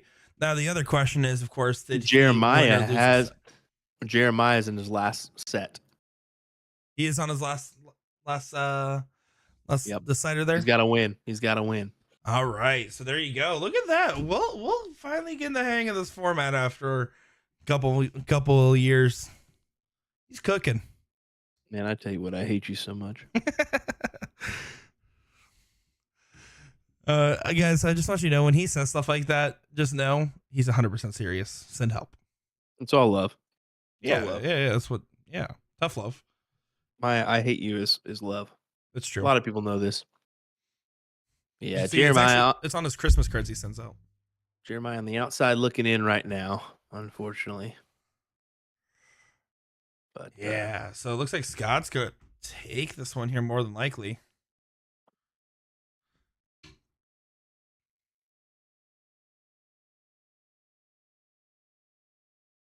So we got you see, he went for the double there. You see that? He did go for a Maloney double, didn't he? I've been personally in the casual play, I've been doing it a little bit more. But I feel like if you're not 100% confident you can aim for the inside wire, it's not worth the risk. Yeah, you gotta be smart with your misses there and just miss inside wire. But things happen, unfortunately. But we'll see. And sometimes it works for players, sometimes it doesn't. Right now, Scott needs a single 16, grabs that. I like the play just to go ahead and go for the points here, come back, hopefully for the win next time.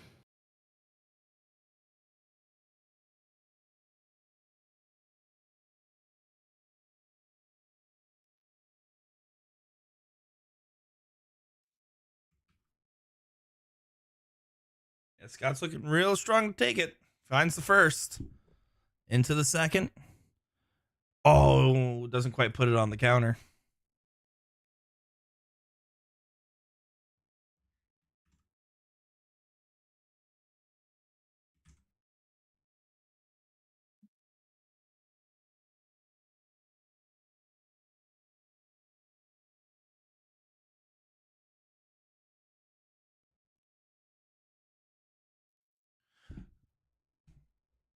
So here's the deal. Scott needs one bull to take it. That's all he needs, and he's probably going to hit it. Does hit it. With his second dart. Winner, chicken dinner. Scott Kaiser crowned your Division 4 champion. Yeah, you can see some love, some respect. Did you see Scott's camera there? As he was in the middle of waving to Jeremiah, and someone just grabs him, picks him up, and runs away with him. That was awesome. Bye-bye. See ya. Bye-bye. Thanks for coming. So congratulations to Scott Kaiser, and unfortunate beat there for Jeremiah Berger.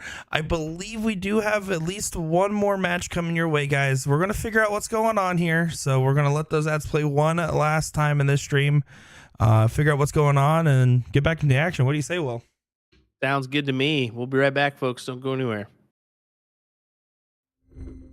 Fiber sisal in the back, creating literally the ultimate setup for durability. So not only are you paying for an even better longevity of the dartboard, but also enhanced graphics and functionality. All 3 dartboards have a hardened double bullseye and 25 segment to help with durability. So listen up, Americans, we need this because of our obsession with cricket. The most common problems we have with sisal dartboards is the bullseye segment wearing out or some issue with a wire. So let's just say we're not known for wearing out our doubles. All 3 dartboards come fitted with the 3 rotor-lock wheels to help stabilize the board to any wall surface. But the adjustable wheels make your life so much easier because they allow you to rotate your board super quick and easy. You just loosen them, rotate, then tighten them again, then of course fix your numbering. So in preparation for a recent event, I put this board to the test with 4 to 6 hours of practice per week for a month straight. This gave me an opportunity to see how this board holds up, as well as give you all that honest opinion you've been waiting for. After just a few throws, I was able to tell that this board was a touch softer than popular brands I've used in the past. Admittedly, this had me a little scared, thinking this would lead to a fairly quick wear down.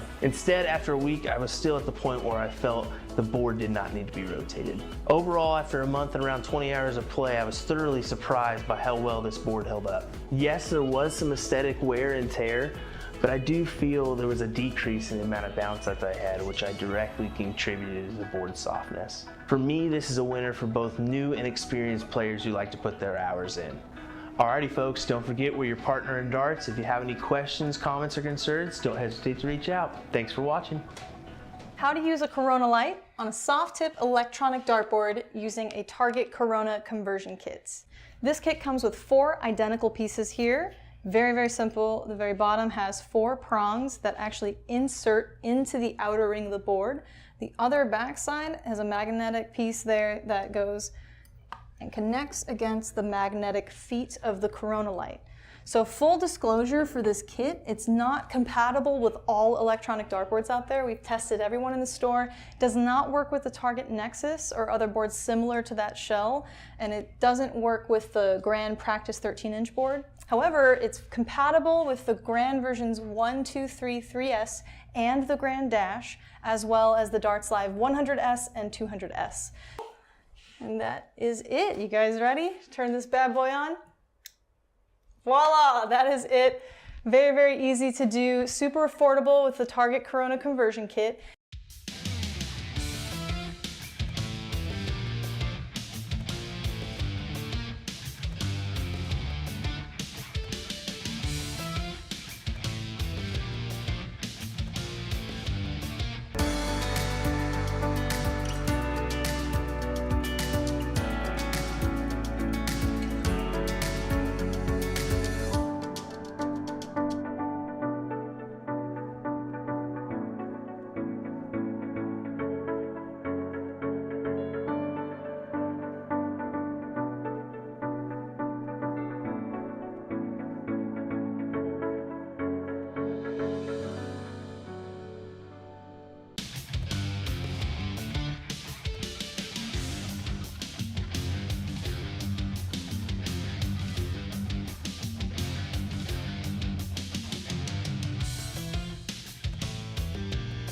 Target Cult Darts range from the 2022 launches here. This is their high-end 90% tungsten range, and the theme is a stunning green and gold. So really what differentiates these is mostly the barrel shape. You have a torpedo option, a front-loaded almost bomber shape, and then a straight barrel. I would start there for your personal preference because your grip reference points are going to be really close throughout the entire range.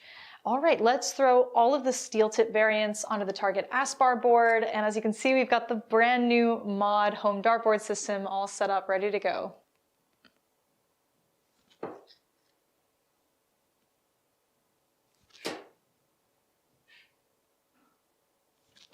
Oh, I'm liking it.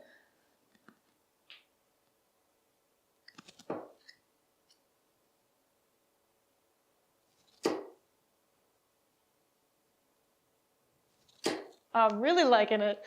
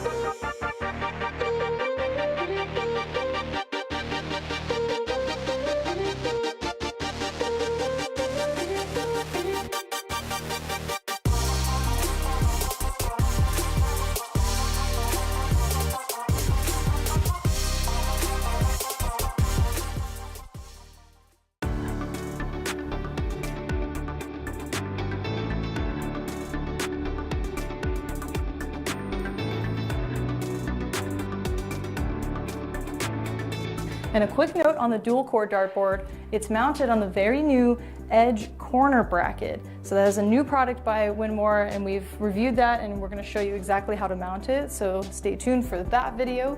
But in the meantime, let's chuck some darts. Okay, we'll go 20.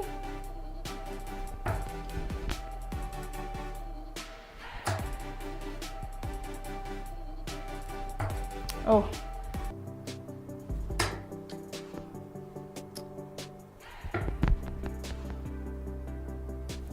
Oh, missed the hat trick again. That's okay. But did you guys notice that this corner bracket is freaking solid, man? The board is not shaking at all, at least from my vantage point. I'll check to see the close-up afterwards. But even removing the darts, solid board, solid corner mount. The new FitPoint Plus CC conversion points. The CC in the name stands for carbon composite, which is a material that is very durable yet very lightweight, close to the soft tip plastic points you're used to throwing. They come in 2 available lengths to choose from, the shorter 25mm and the longer 30mm. They feature barbed tips that help to prevent bounce outs. Something to be said about these is they're very aggressive at first, versus being made smooth and wearing out to virtually nothing. So you can speed up the smoothing process by taking sandpaper to the barbed section. Here's a quick comparison of a brand new set versus a set used in a few games. When these were brand new, we noticed they pulled up fibers from the dartboard, so we recommend throwing at unpopular numbers. The left side of the board, definitely not the bullseye, treble, or doubles. They include a FitPoint Plus tool to loosen and tighten them. Couple that with a set of O-rings and you're darn near guaranteed a secure fit.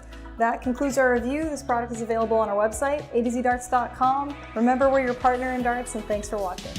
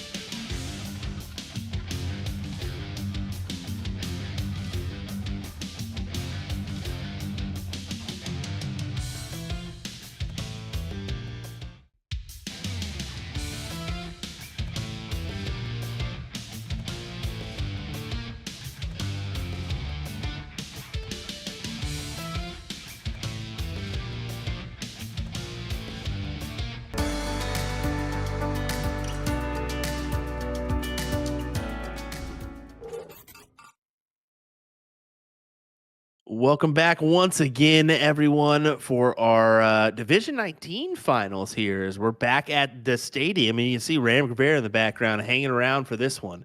We got Donna Caddy versus Todd Riggs. Well, it should be an appetizing match. Donna is your current queen seat holder.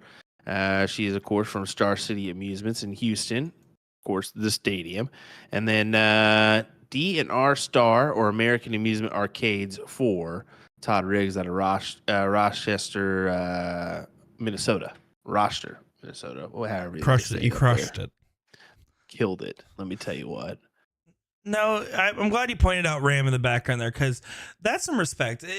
No matter how much you want something, sometimes it's hard to hang out after you lose, right? You don't want to necessarily stay in there. You're ready to call it, okay, I'm out. Let's get out of here. But no, she was there cheering him on while he was playing his final, and then she moves over to the stream board. He sits down right there and cheers her on, and that's some respect. I can absolutely respect that. Definitely so. Definitely so. 3 single night 17s. That's gonna be that'll work. That'll open the door for her there. Taking a peek here, Division 19. Your averages here are going to be 2.838 to 2.879. So that's just how close the averages here are in Division 19. I mean, anyone's game here when you're dealing with those type of averages overall. And you said the cap at this division 2.879. Donna's coming in at 2.876. So 0.03 below what this division was. Which again, being the bottom or top of a division doesn't matter as much. And when you're in the middle here with how tight the spread is, but still coming in barely on top there.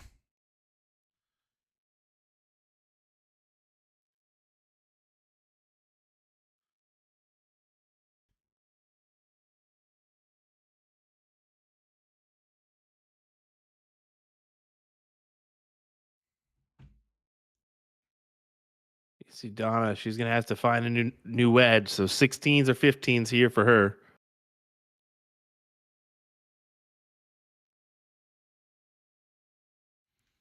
Connects on the last dart there. Must hit dart for sure with Todd being up 3 houses.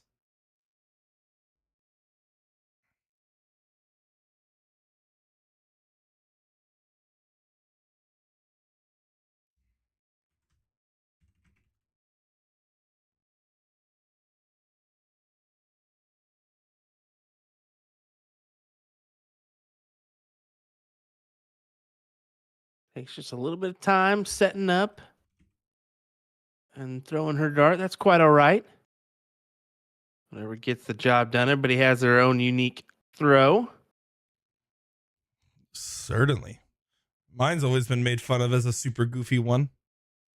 I do like that whole little wind up. Austin, this is Division 19.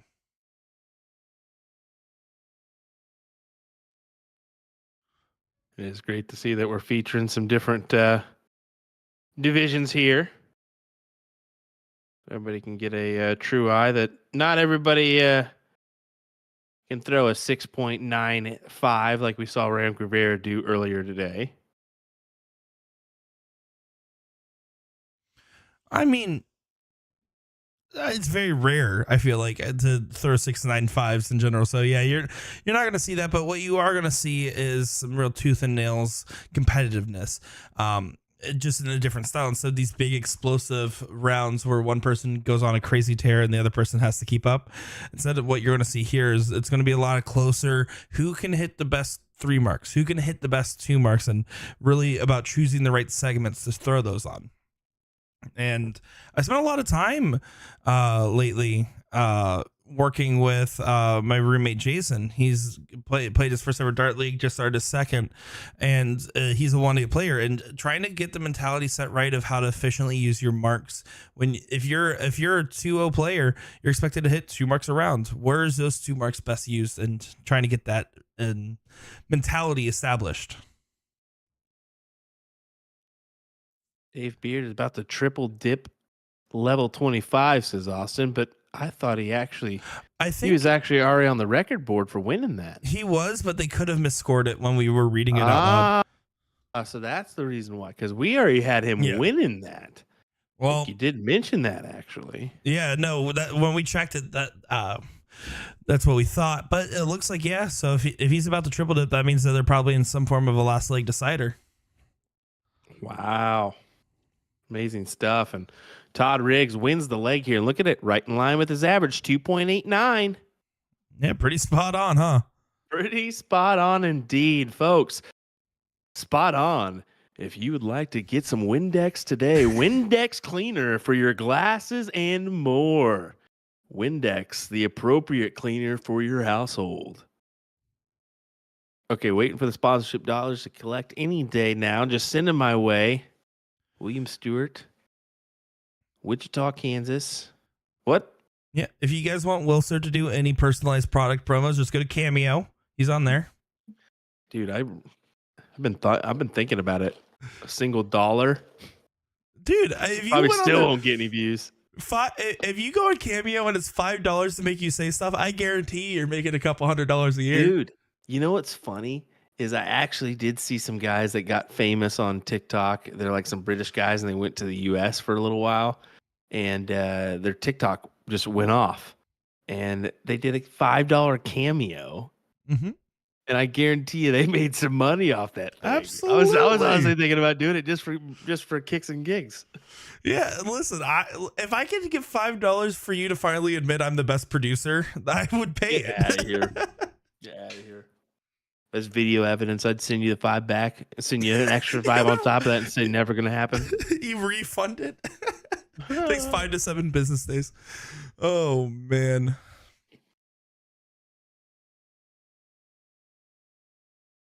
It was a big Trip 19 opener from Todd. And he takes a second there.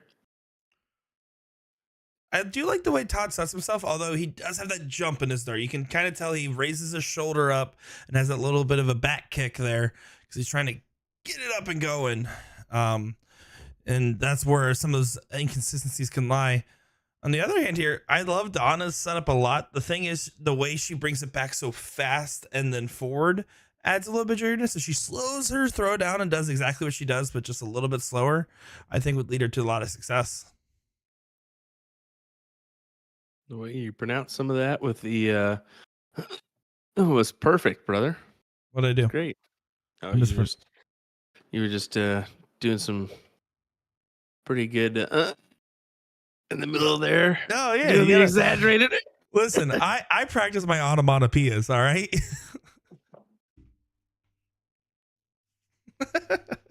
I couldn't tell if you were doing some lunges or what.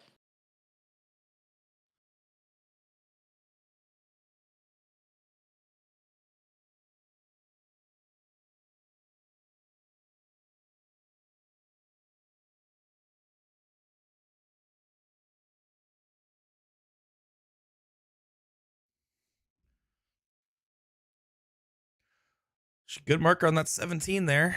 Does connect with it. Rides that barrel perfectly. Well thrown dart from Donna. Donna. Donna. Donna. I have no idea. I was kind of following your lead there. Yep. I have no idea too. I thought I had it, but I didn't really from the get go. So, whoopsie daisies. But it happens. We'll see what she can do here. She's got the 17s to work with. To Todd's 19s, so you got to go points first here. Oh, kind of hanging over top. That's going to be a tough dart for her. Does throw it very well. It gets it right below that dart, just on the wire. Well thrown dart.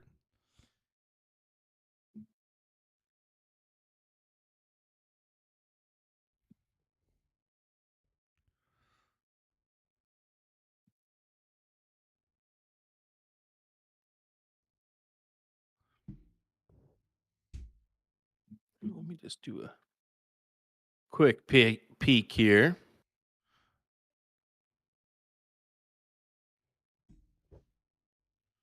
Todd isn't just that one loss side. I can't remember if you mentioned that or not. So, yep, he is on the one loss side. As that's a huge 7 mark there for Donna. You can see it was the good luck of Ram Gava showing up after refilling his soda cup. that's what it was. It's always Soda a difference cup. maker. Soda cup.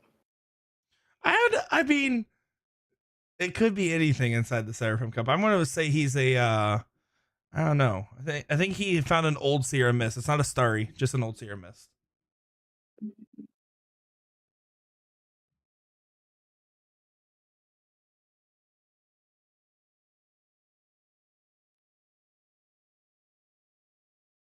Good close there. So free reign to just go ahead and grab the 18s or 16s, whichever she prefers. You can see she doesn't have a house, so kind of a gutsy play there to open up or close out the wedge rather than gather something. But she feels like she's just at the right amount of points. And you got to look at skill level here, where you're at, and what you've been doing throughout the day here. Yeah, I mean, you're talking 2 9 players, right? So Yep. when you're talking to them, they can still hit a 9 mark at any time, but you don't plan around it nearly as much as you do when you get into the higher echelon of the game. You just assume your opponent's going to play perfect and have to deal with that in your strategy. Vice versa here. I mean, a 59 point lead with the close house is enough where she can go for a 2 mark close, and there she does get the close on the 18. So now is looking ahead in this leg to make it a 1 apiece.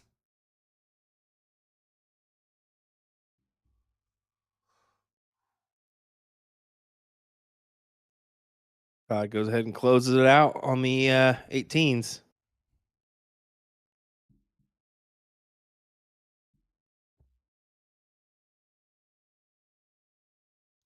We'll be looking at the 16s here. Yeah, Todd definitely going with that chasing strategy, trying to not let her get comfortable, but doesn't seem to be phasing her much. Yeah, he's going to have to attack the 15s here next. But wow, what a shot from Donna. Atta girl. Great shot there. A little bit of a celebration out of her for that one, too.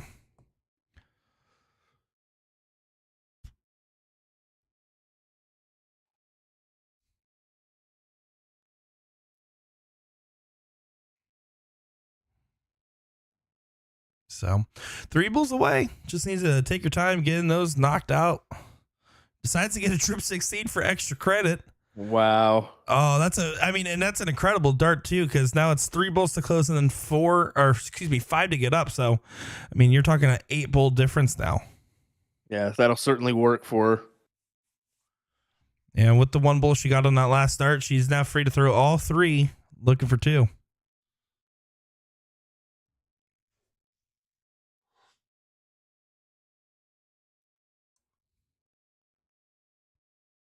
Going right after it, attacking it. Creeps a little bit closer. Doesn't quite get there, but again, no harm, no foul in this leg.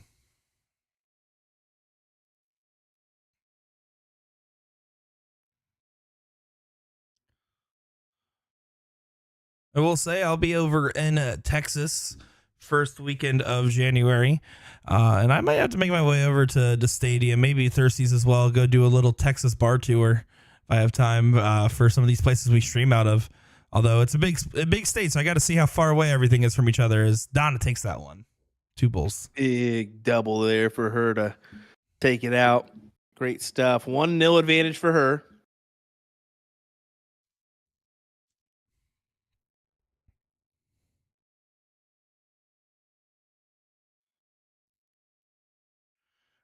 I do appreciate everybody that's going out of their way to comment about how wrong my bracket prediction was that I posted on my Facebook timeline. Posted my prediction for the World Championship bracket. And everyone's having a good time saying that my bracket's busted after the first match. Well, it happens. Yep. Happens to the best of us. It is what it is at the end of the day. That's what you got to say. So I mean, that's part of the fun. There's no way I can predict 96 players worth of matches correctly, and if I could, I should be promoted to like head of broadcast for every dart company ever. No, that's the thing about it. That's the fun about March Madness and Darters Xmas, as we call it, or Dartsmas, with our bracket here for the World Championships. It's just part of it. It's just fun to do. Kind of maybe do one, maybe do a couple brackets. But it works. Here we go. 1-1. Tiebreaker leg.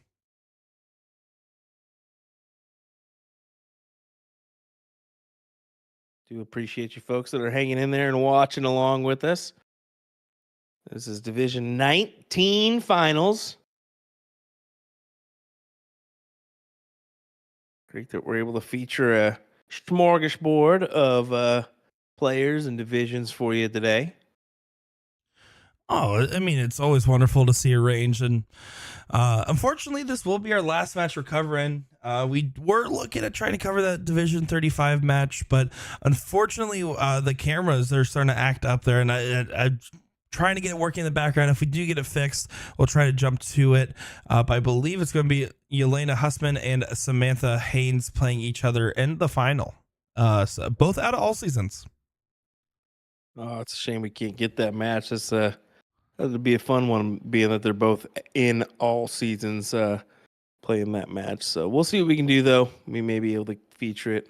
We'll let you know. Yeah, we're trying to get it up and running in the background here. That's what we've been working on here. So Nick goes silent for a minute. That's okay. Nothing happened to him. Don't worry. He's okay. It's true. Oh, no. Just don't get the whole chat to start getting me to look behind me. Hey, Nick, look behind you. Like you do. Hey, I think I'm hilarious. Not at all. The first time that ever happened, I wish I was recording Discord to see your reaction because you actually were freaked out.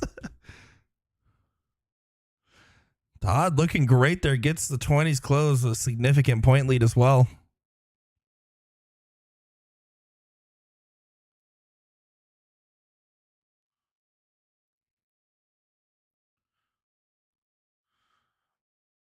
Overall, the motion's smooth. It's just she has that like one when she brings it back, she kind of like stutter steps for a second there. But otherwise, I mean, her follow through and setup, I mean, it does look good.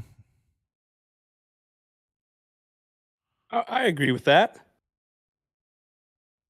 Definitely agree with that, Todd. Can't really tell. You can tell a little bit, but he's still kind of just off the screen. But that big trip 17. Oh, How about, oh, look at that. Another one. Did you fill it up? went for the 19s for the close on the last there. Great 7 though. Yeah, amazing effort on that throw. Puts the pressure back on Todd here. Todd needs to get this point lead resecured. Difference is now down to 10 points here, so gives Donna a lot of options. A 3 mark to go for the close and point lead on the 19s, although she does have to keep in mind Todd does have that little mark on the 18 in the background here.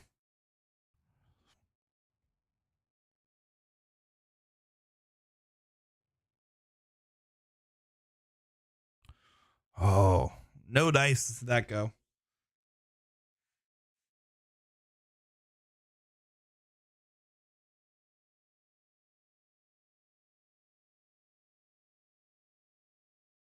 Todd has a little bit of an advantage here. Definitely so now. He's got the 2 houses and the lead.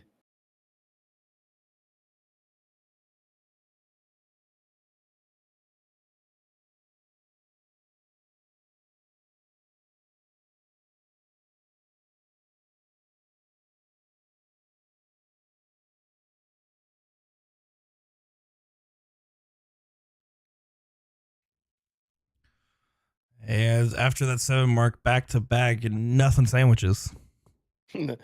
Donna definitely took a moment to wave hello to somebody back there. That's funny.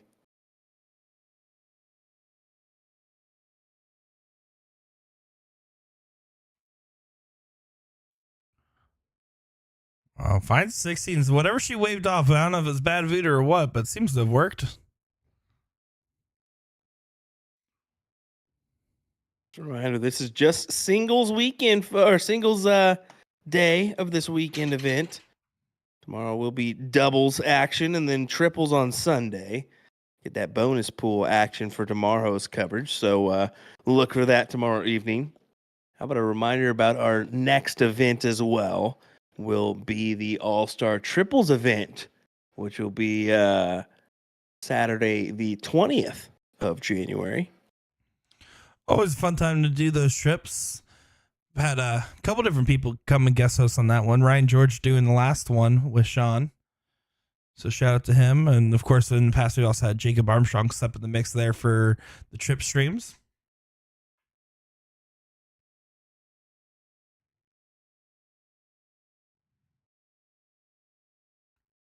Odd, will he close or try to close the door or stay on the 19s? I think he'll try to stay, and boom, big hit with a 5 mark on the 19s to put himself out in front.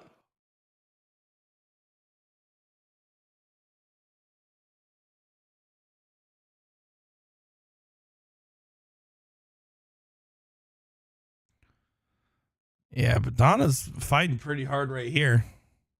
4 15s.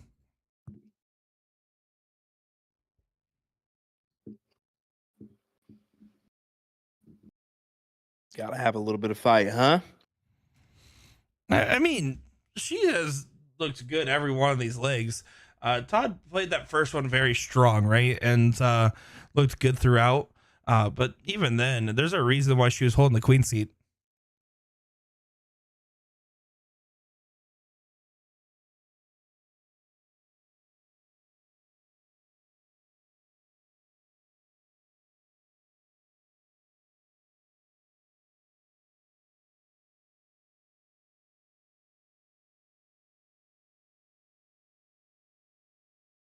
Well, Todd needing the bulls.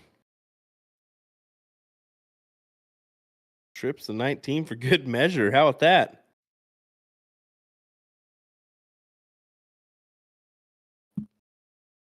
Not a bad play. Just a guarantee you're going to get the leg here. Oh, hold on. Hold on with these guarantees. That's a 3 in the black. Oh my goodness, what a big shot. And look at Donna's celebration there with a 3 in the black. Whoa. Wow. Where'd that come from? Division 19 with a 6 mark on the Bulls. Wow. Fantastic stuff. Let's hear it in the chat, ladies and gentlemen. That is a magnificent shot. Oh. Wow. Oh, Donna, my. give yourself a little slap on the back there. Yeah, I mean, that's an incredible shot there. Unfortunately, is not able to follow it up the way she would have liked. But, man, did it make Todd say, oh, crap, I got to start paying attention? That's a highlight reel moment there for Donna. And guess what, girl? We got it on film, so go clip it later. Yeah, we got you, Donna. It ain't all about them Ram and Ryan Crawley and Daryl Cortez. It ain't all about them. Right now, it's about you, girl. She's still got a game shot here. Oh, doesn't connect.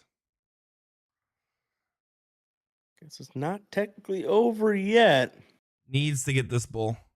Oh, yeah. If you get the point lead there, taking the dart away from somebody definitely puts a lot of pressure.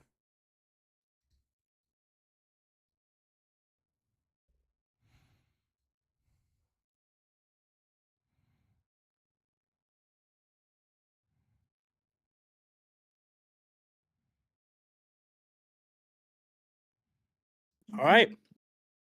Within grasp. Yeah, here we go. Okay, here single 19. Double 18 or triple. Oh my.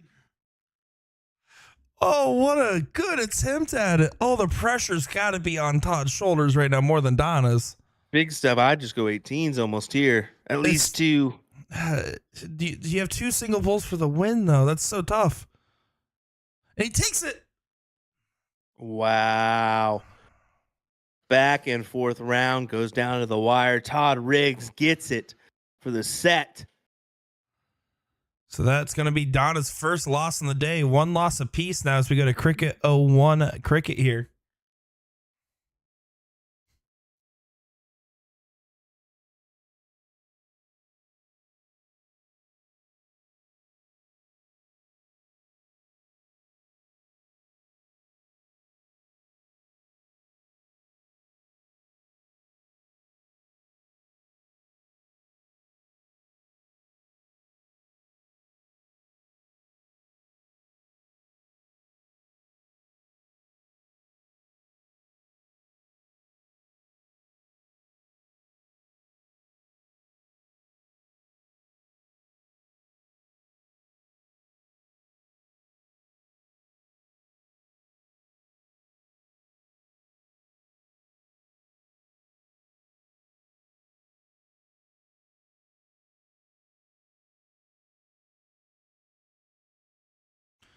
Now on to the diddle for our second set here.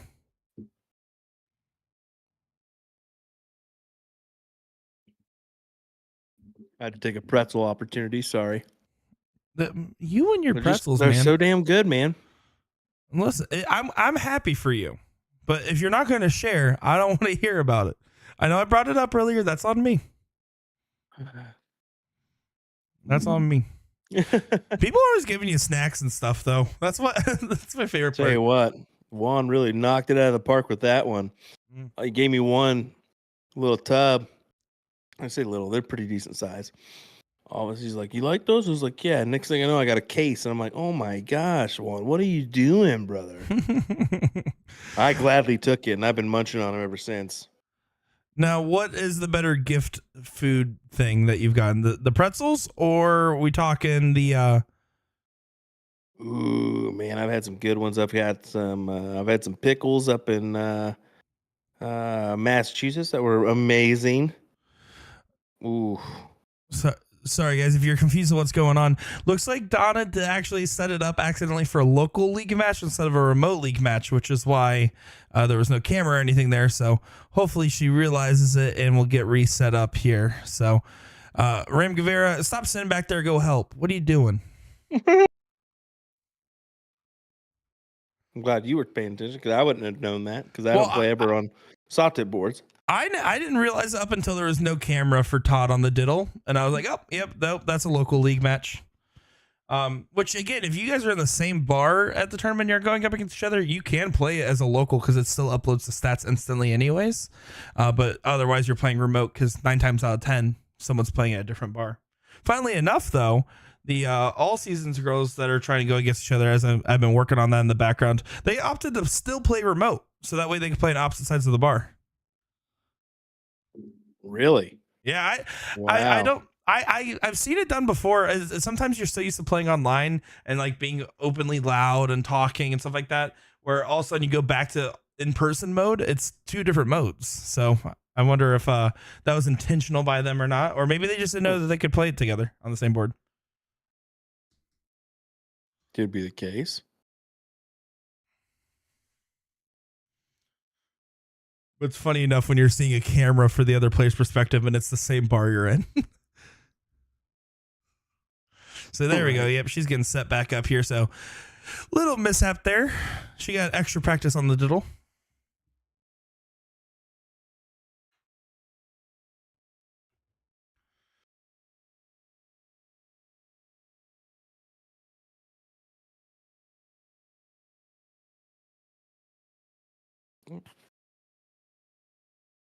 There we go. They'll get situated here in just a second. Anna and Todd, 1 loss apiece. So still got to have 2 in order to lose this bad boy. Sorry, 2 more losses.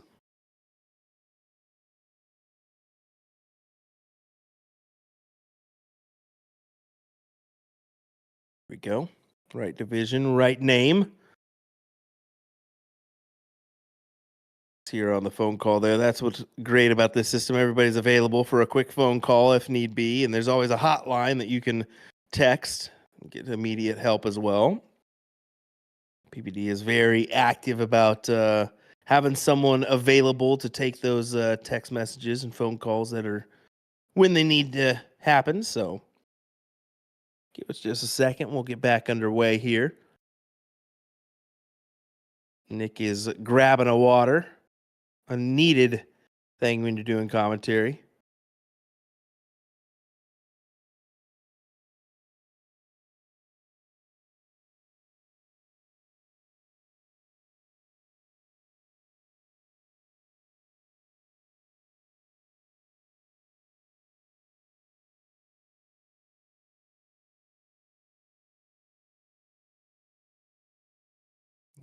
Donna will get us underway.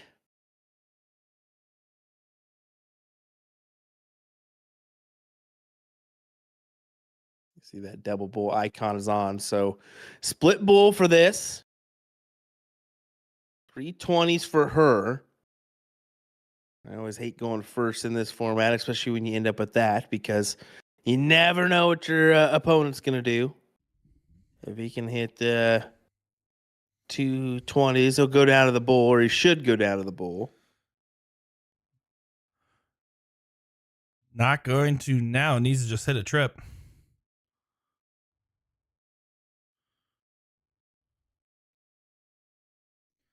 Yeah, it doesn't get it. So Donna will get the start here. Cricket 0-1 Cricket. It's one loss, so we're going to see this best of 3 play out twice no matter what.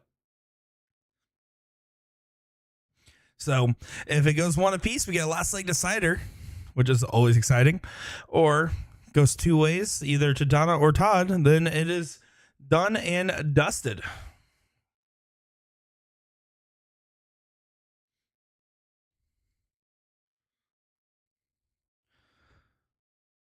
So I decided to start watching a new show the other day, kind of ran through the stuff I've been currently watching, and finally decided to watch one that's been sitting on my list for a while now, The Boys. Never got around to watching it. Really? Yeah, I just watched the first episode. I'm like, oh, I can see why people like this already. This is pretty hype. Boys is pretty good, brother. Boys is pretty good. Let me tell you what. But what was overhyped that I just saw in theaters the other day, Godzilla -1. Everyone's calling for it to. A lot of people calling for it to be movie of the year. Didn't even come into my mind to watch that, buddy. I'm just not gonna lie to you.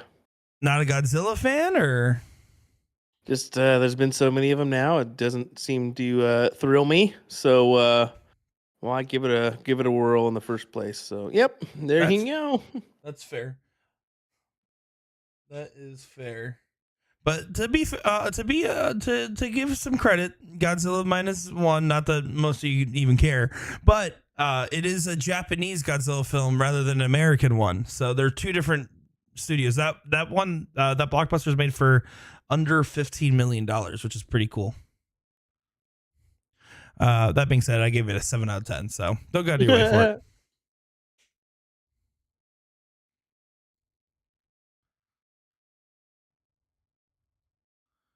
Anna's been really collecting on those 17s here.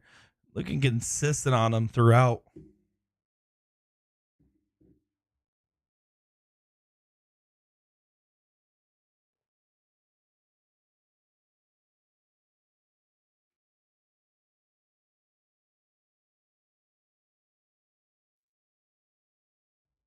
Yeah, Todd. Sitting pretty, though. Good close there on the 18s.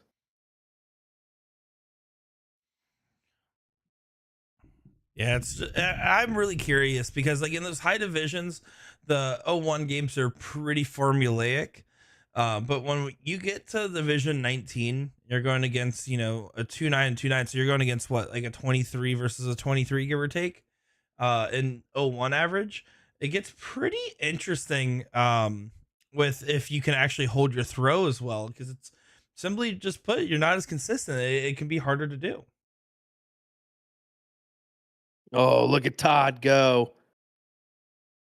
Big trip 18, big trip 17. Playing well here. Folks, thanks again for joining us for our coverage of the PPD Nationals here. Brought to you by Partners Promoting Darts.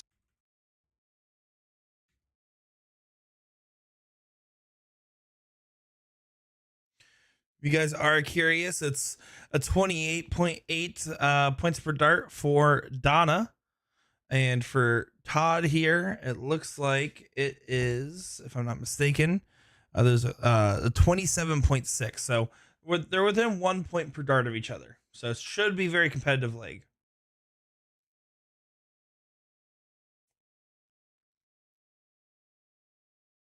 What the PPD has done, they've just made it super competitive across the board. Doesn't matter if you've got a big name or not. I mean, at the end of the day, you got to face some heavy hitters to win your division. Whether you're at the top, middle, bottom, it doesn't matter. Yeah, from the top, let it drop. I can't say the rest of that song. Oh my goodness. And Nick DeShare is fired, everybody. Thank sorry. God. Free. I'm free. Free falling. Oh, sorry. It's okay. I liked it. I like Tom Petty. Hat trick there. Put it on the counter for Donna. But Todd needing just the one. Once again, to go 1-0 ahead here in this matchup. Gets it on the last. So here we go. Leg number 2 now. Going into 0-1.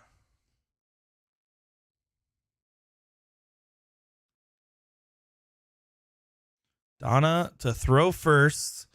And, compared to the hat trick that you see in these high divisions, the goal here, if you're hitting 2 bulls around, you're going to probably get an outshot at this division. When you're talking 28s and 30s, I mean, a 28 average, that means you're throwing 2 bulls, 1 bull, 2 bulls, 1 bull, give or take, with the 1 missed round. I would say even less than that. I mean, I think if you can average about a 75. So, if, you can collect at least 1 bull and then have, another good register in the round, you could be sitting pretty, but we'll find out what happens here, especially in this point of the day or match, because you got to think here. They've been playing since about 1:30 is when we started, correct? Yep, that's correct. So 1:30 Central is when we started. Got to be feeling a little bit of pressure as well. I think the nice thing about how, because this triple elimination format's pretty similar to set play, and it's kind of easy to forget how deep you are into a match sometimes. And that helps kind of take some of that pressure off your shoulders, rather than when you get to a finals at a local tournament and the finals is, all right, here's your best of 5, do or die, Mm-hmm. It lets you get a little bit more settled in than you otherwise would be sometimes. Tell you what I've been enjoying, and this is totally different, because I do have the Scolia system here at home. Mm-hmm. They've been doing some best of 501 tournaments. What? Yes. Yes. That's insane. And it's like, Yeah, hey, so- do they do the high card competition after too, or point No, flips? they just literally do a bull up and the best of 1. So like 1 leg, and whoever wins it moves on. It's got a pressure added. It's just you gotta the diddle matters, and you just go on. It's just pretty cool. It's pretty cool. The system's coming a long way, and it started off where your peak time was 32 players when I got it, and this was probably 4 months ago, 5 months ago. And now your peak time has 128 players max instead. So you never Yeah, know. I certainly asked Santa for Christmas, and he said, "Hell no." He said, "Not gonna happen, buddy. Not Yeah. gonna happen." I haven't played. I think I've been playing probably more darts than I have in a long time though lately, trying to get some of my dart form back into shape. And let me tell you, I think it's way easier to talk about darts. I think I think everybody's been active on the board, whether they've been playing darts recently or not. I think we've got some older players that maybe haven't touched the board in a while that are coming back into it.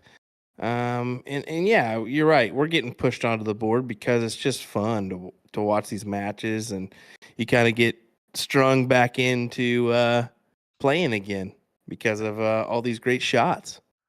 Oh, it certainly is. And I always like to, when I'm at tournaments physically, to go and try to play somebody and get some experiences. That's a huge last start there from Donna to leave her stuff at the first checkout. But Great yeah, stuff indeed. I always like to make sure I'm good enough to try to play a best of 3 here or there and play somebody. And then I usually lose. So that's why I don't play for money.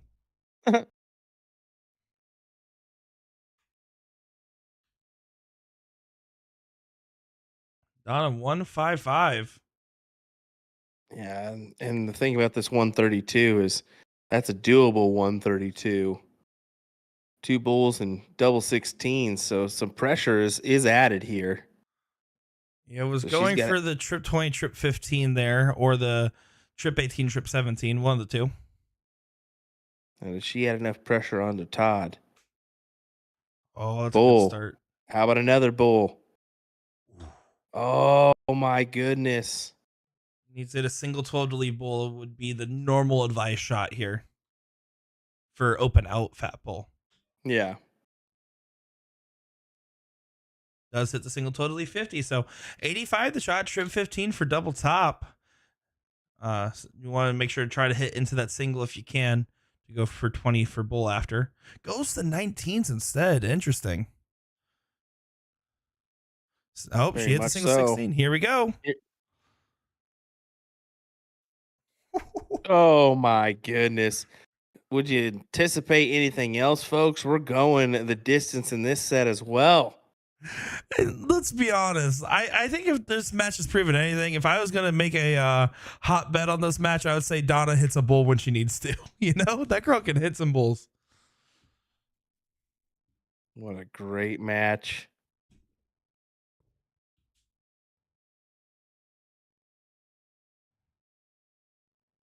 Guys, can we all just take a moment and hope and pray that the New York Rangers can hit 2 goals here in this first period, because Will really needs it.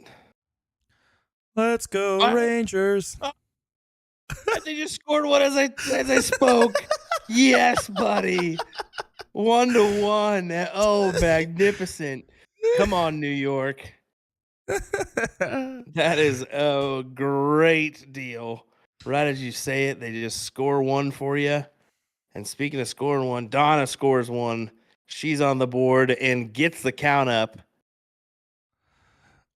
I do think for our European crowd, they'll recognize the New York Rangers from the 2022 U.S. Masters, as that was going on at the same time while the U.S. Masters was going on. And you had multiple dart players bring it up on stage, bring up jerseys on stage and stuff like that. And the whole audience was starting to chant it, including all the people from overseas. So New York Rangers, the only dart-related hockey team I could think of.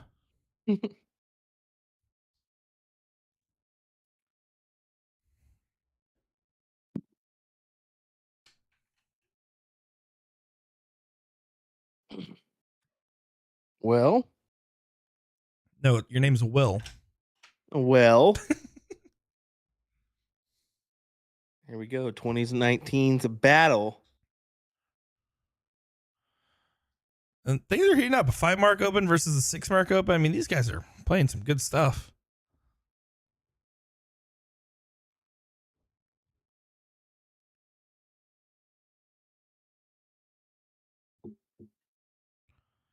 Some enticing affair.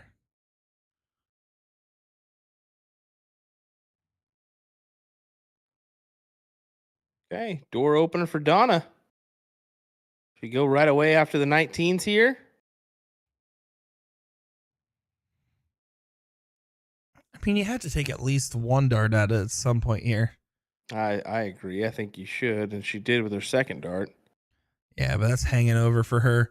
Does correct and hits trip 20 on the last.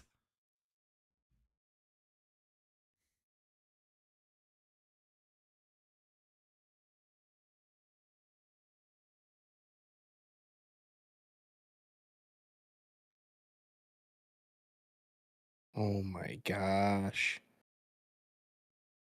Oh, big 7 mark. And that was no regards in a sigh on Todd. That was definitely in regards to New York Rangers. So sorry for that one, Todd. But yes, I had to. And guys, just to justify Will here, he did put his house on that game. So very important. Not my house, but a sizable amount. Let's just put it that way. Sorry, his second house. I mean, yeah, never mind. We won't even bring that up.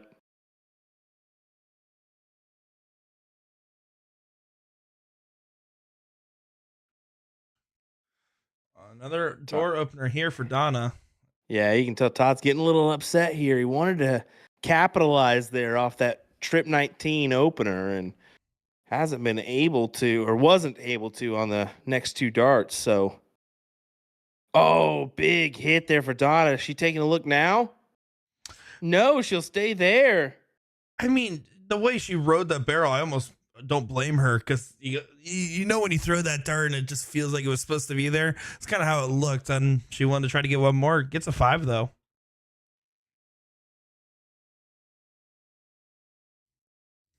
Odds are becoming a lot more animated as this match continues.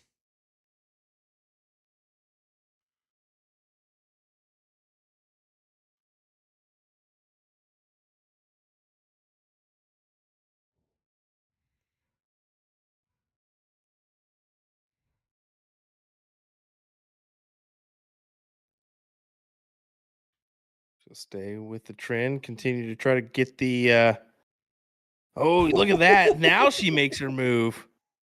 I figured surely she'll stay up there. But you Maybe just don't know. You just don't know. The only logic I could get behind that one is that maybe it just wasn't as good of a marker with it sitting much lower. Maybe she wasn't happy with how it felt leaving the hand. And let me tell you, she makes great course corrections mid-throw and does the adjustments between numbers very well.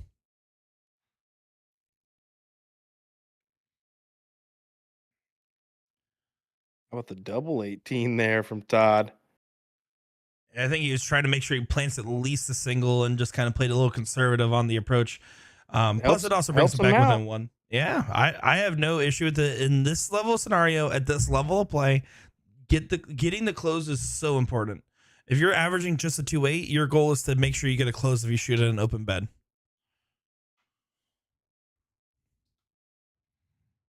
Oh. So don't worry, guys. It's hockey related. Go on. It's not looking pretty for my bet. That's for sure. Not looking very pretty at all. Whatever. Donna. Big trip 18 to open us off. Down to the 17s, or will she go for more points now?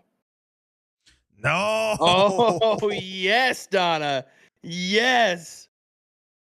How about some more?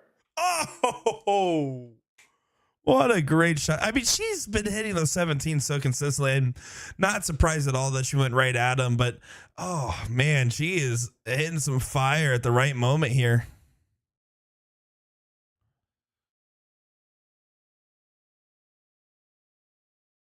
Well,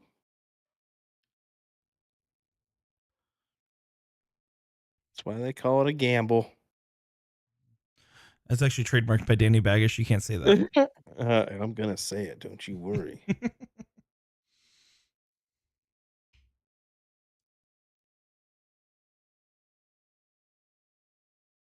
Just looking to close them out. She does so. 2 16s to close. That'll work. Mission accomplished on that turn. She came in there knowing, hey, I want to make sure to get this house in my favor, and did it. 15s would have been nice extra credit, but with the 3-house advantage, she set prime to put herself on match point here. And, well, I mean, you can attest, as this match has gone on, Donna seems to have gotten better, and Todd seems to be struggling more. And he's not playing bad. I just more so like struggling, at least mentally. But Donna has shown nothing but composure and the occasional celebration. 100%. Look at her here going to work. Trip 15. That's okay. Just putting more points on the board. And she just cleans it up some more. Look at her go. Murph in the chat saying, wait, I was streamed, which is so funny when you're on the receiving end, because you don't, especially if you're the remote team on the other side, you have no idea if it's happening. Yeah. Murph, you played great on what we saw. You did go 9 mark, 7 mark out when we saw you earlier. So good run on you. Definitely so.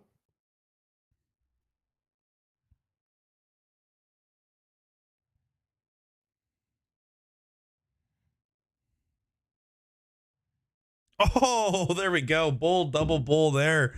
Donna takes the set, and I believe we're going to have to set up once again.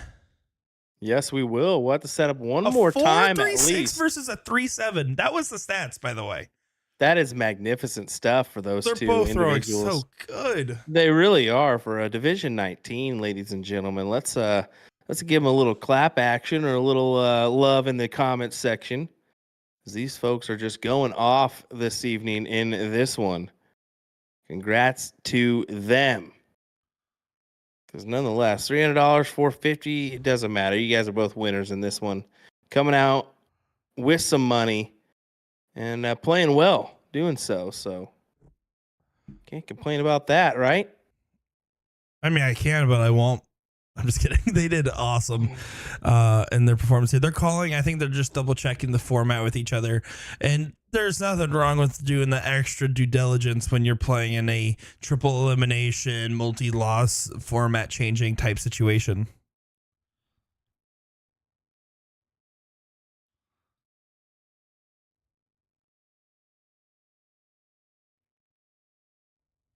Be just 1 second before we get back underway here.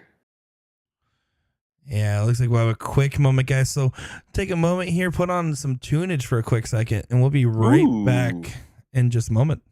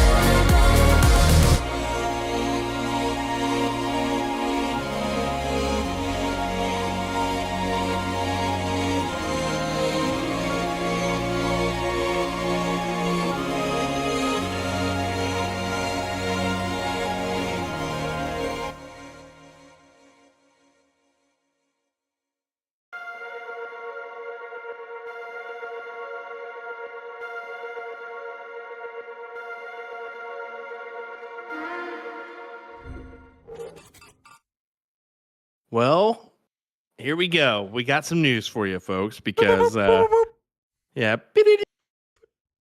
that was actually the last set because Todd was actually already had lost one more match than we anticipated. So that is actually it. Dono, your champion in Division 19, playing well in that last set to do so. So really great stuff overall in that Division 19 final. I'm glad we watched it, huh, Nick? No, I mean, she played it phenomenal, winning with that last leg with a 4-3-7. She hit a 3 in the black while doing it. She took out a combo finish on the bull. I mean, the girl had it all going for her, and she showed she was the best in Division 19 and why she had the queen seat in the first place. That's a big highlightable clip right there is what that is. May have to clip that one for her, but absolutely. Yeah, great stuff. And overall, just once again, we had 37 divisions here, and we streamed what we could from those 37 divisions, and overall some tight divisions at that. But first through fourth place individuals took home $450, 300 for second, 180 for third, and 110 for fourth place. And overall 589 competitors today for this one. So really good stuff for our singles, and it equates out to almost $40,000 in payouts just for today alone. And I say today alone because, well, what's coming our way, Nick? Well, tomorrow we got doubles. This is what everyone looks forward to, the viewers, the players, and ourselves included, because there's a lot of money to be taken from. There's bonus pools in effect. We've seen people walk away with $10,000 in their pocket, and everybody from Division 1 all the way down to Division Kalamazoo has a chance to have their share of it, and it's going to be super exciting to see transpire. You get to see which big names pair up which players and which teams come out of the woodworks and really show their stuff tomorrow. Yeah, overall tomorrow, almost $66K in payouts and $31,000 in that bonus pool. So who knows what will happen? We'll crown some champions. Some money will be given out tomorrow. You don't want to miss out the action. Tune in about the same time, 2:30 to 3 o'clock. Look for the stream to go live here on Partners Promoting Darts as well as USA Darts. We're looking forward to it. William Stewart, Nick DeShera here joining me today. Nick, any final thoughts, brother? I appreciate you letting me be on the mic with you. Unfortunately for you guys, you're getting Ryan Mooneyham for the rest of the I'm just kidding. Unfortunately for you guys, Ryan Mooneyham is jumping up and commentating along with Will here as Sean abandoned his job. But no, it's been a lot of fun. Yep. I always love watching this stuff with you guys. And let's be honest, these next couple of days to round out our year here is what has been a great year of coverage for PPD and USA Darts alike. I'm just going to say it's been awesome. Yeah, honestly, a lot of hours. I should have, next year I'll do that. I'll kind of gather the hours that we spent remotely on the mic and kind of equate that all together, because it'd be interesting to figure that out. But a lot of hours spent on the mic this year virtually with Partners Promoting Darts, you, Nick, as well. So looking forward to more. Join us tomorrow for coverage of our doubles event, brought to you by Partners Promoting Darts. Thanks for watching, folks. We appreciate it. William Stewart, Nick DeShera. Take care. Have a good one, guys.